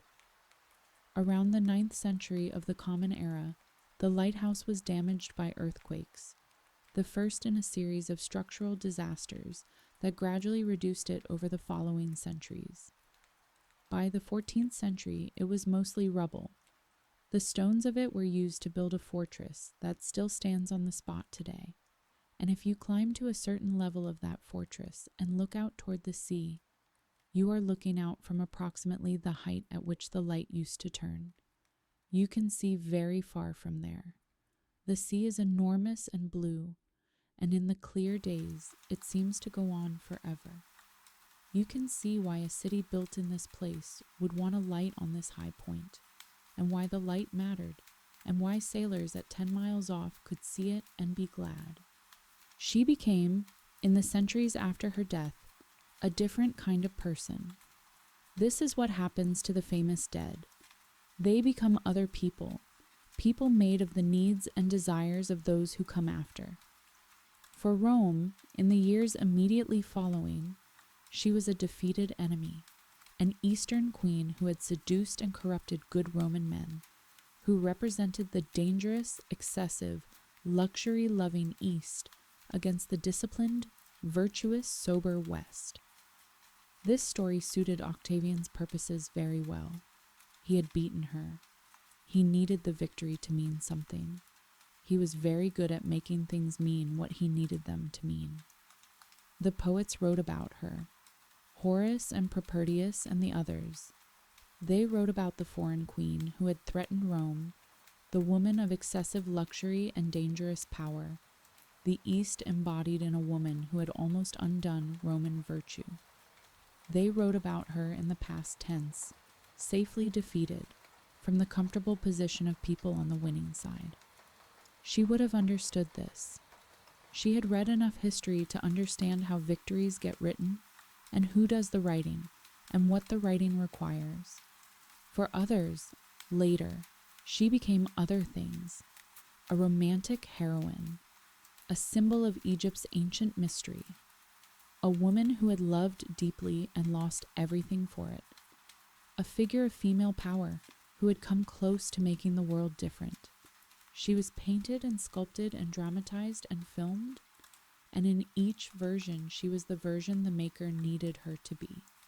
The real woman, the one who had learned 9 languages because she wanted to be inside the minds of the people she was speaking to, who had reorganized her treasury methodically while her city was changing around her, who had walked her garden on a summer morning, touching the tops of the low hedges with the flat of her hand, receded further with each retelling until she was covered in layers of other people's imaginings, like a temple wall covered in later plaster, the original carving underneath still there, but requiring careful work to find. She would not have minded this exactly. She had spent her life understanding that the image a ruler presents is not the same thing as the ruler, that the image is a tool, and the tool is used by both the presenter and the audience. She had been Isis as a political strategy. She had worn the Hathor crown. She understood the difference between the image and the person inside it. But she had also been in the room with the linen curtain and the bowl of figs, simply herself. A woman in a room on a summer morning in the city she had known all her life. The harbour at Alexandria is still there. The lighthouse is not. The palace is not. The library is not, in the form it had then. There is a new library, built in the 21st century, on the approximate site of the old one, its roof designed to suggest the rising of the sun over the sea. The city has grown enormous, as cities do, built up over and around and through the old city, so that the old and new are layered together in a way that is true of all the ancient cities. You walk on streets that run above, streets that ran above older streets, the present always resting on the past, the way the Nile silt rests on the older silt beneath it, layer by layer, all the way down. Somewhere under the modern city are the stones of the palace. Somewhere in the harbour, under 30 feet of water, are the stones of the royal quarter that slipped into the sea over centuries of seismic shifts and rising water. Divers have found them.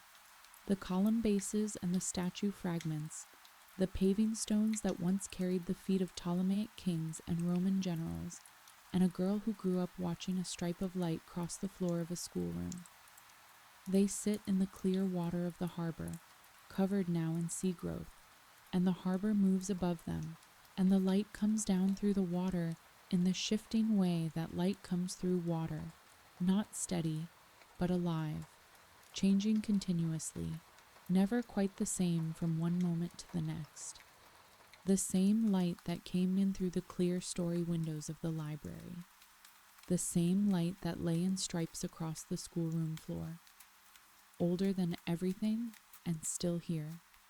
The smell of cedar and salt is still in the air above the harbour, as it has always been.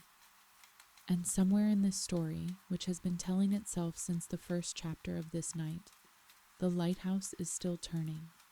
Not the stone one, not the fire on, the island, but the lighthouse in the memory of all of this, which has been turning its beam over the dark water since the first words of the first chapter. Patient and unhurried, north and east and north again. You have heard it turning, each time the chapter ended, and the harbour made its sound, and the lamp burned low, and the city went quiet. It was always there. It is still here. This is what stories do. When they are old enough and careful enough, they make their own lighthouse. They create a recurring point of light that the listener can find in the dark, that appears at the turning of each chapter, the way the real light appeared at the turning of the beam, reliable and unhurried, the oldest patient thing in the world. The harbour sound and the cedar smell and the lamplight on linen have been turning through the story the way the beam turned over the water, not to point at anything particular, not to command attention, but simply to be there, to mark the place, to say, this is where we are, and all is well, and the night is continuing. The story does not end so much as it becomes the night. You have been in Alexandria. You have walked its colonnades, and sat in its library, and floated south on its river, and come back north again. You have been in the schoolroom, where the light made its stripe across the tiled floor, and in the garden where the orange trees grew green in August and orange in winter, and on the temple roof at Philae, where the river moved through the granite rocks below, and the stars moved overhead. You have been in the room where the linen curtain moved in the sea breeze, and the bowl of figs sat on the table, and the lamp burned steadily in the corner. You have been in the world of a woman who learned languages because she wanted to be inside other people's minds, who sat in the lamplight library reaching for the shelf above her, who walked her country's temples in the Egyptian crown, who stood on the rooftop in Alexandria in the summer dark and looked at the stars she knew by name and found them sufficient. Perhaps some part of her mind is here now, in the warm dark of this night, in the slow breath of this hour. The stories we carry stay with us in ways we do not always notice. The Nile town names are in the memory now. Memphis, Hermopolis, Abydos, Dendera, Hermonthis. The lighthouse is turning. The harbor is making its sound, as it has always made its sound, the oldest sound in that place. The harbor makes its sound. The lighthouse turns. The lamp burns down. The city is quiet. Sleep.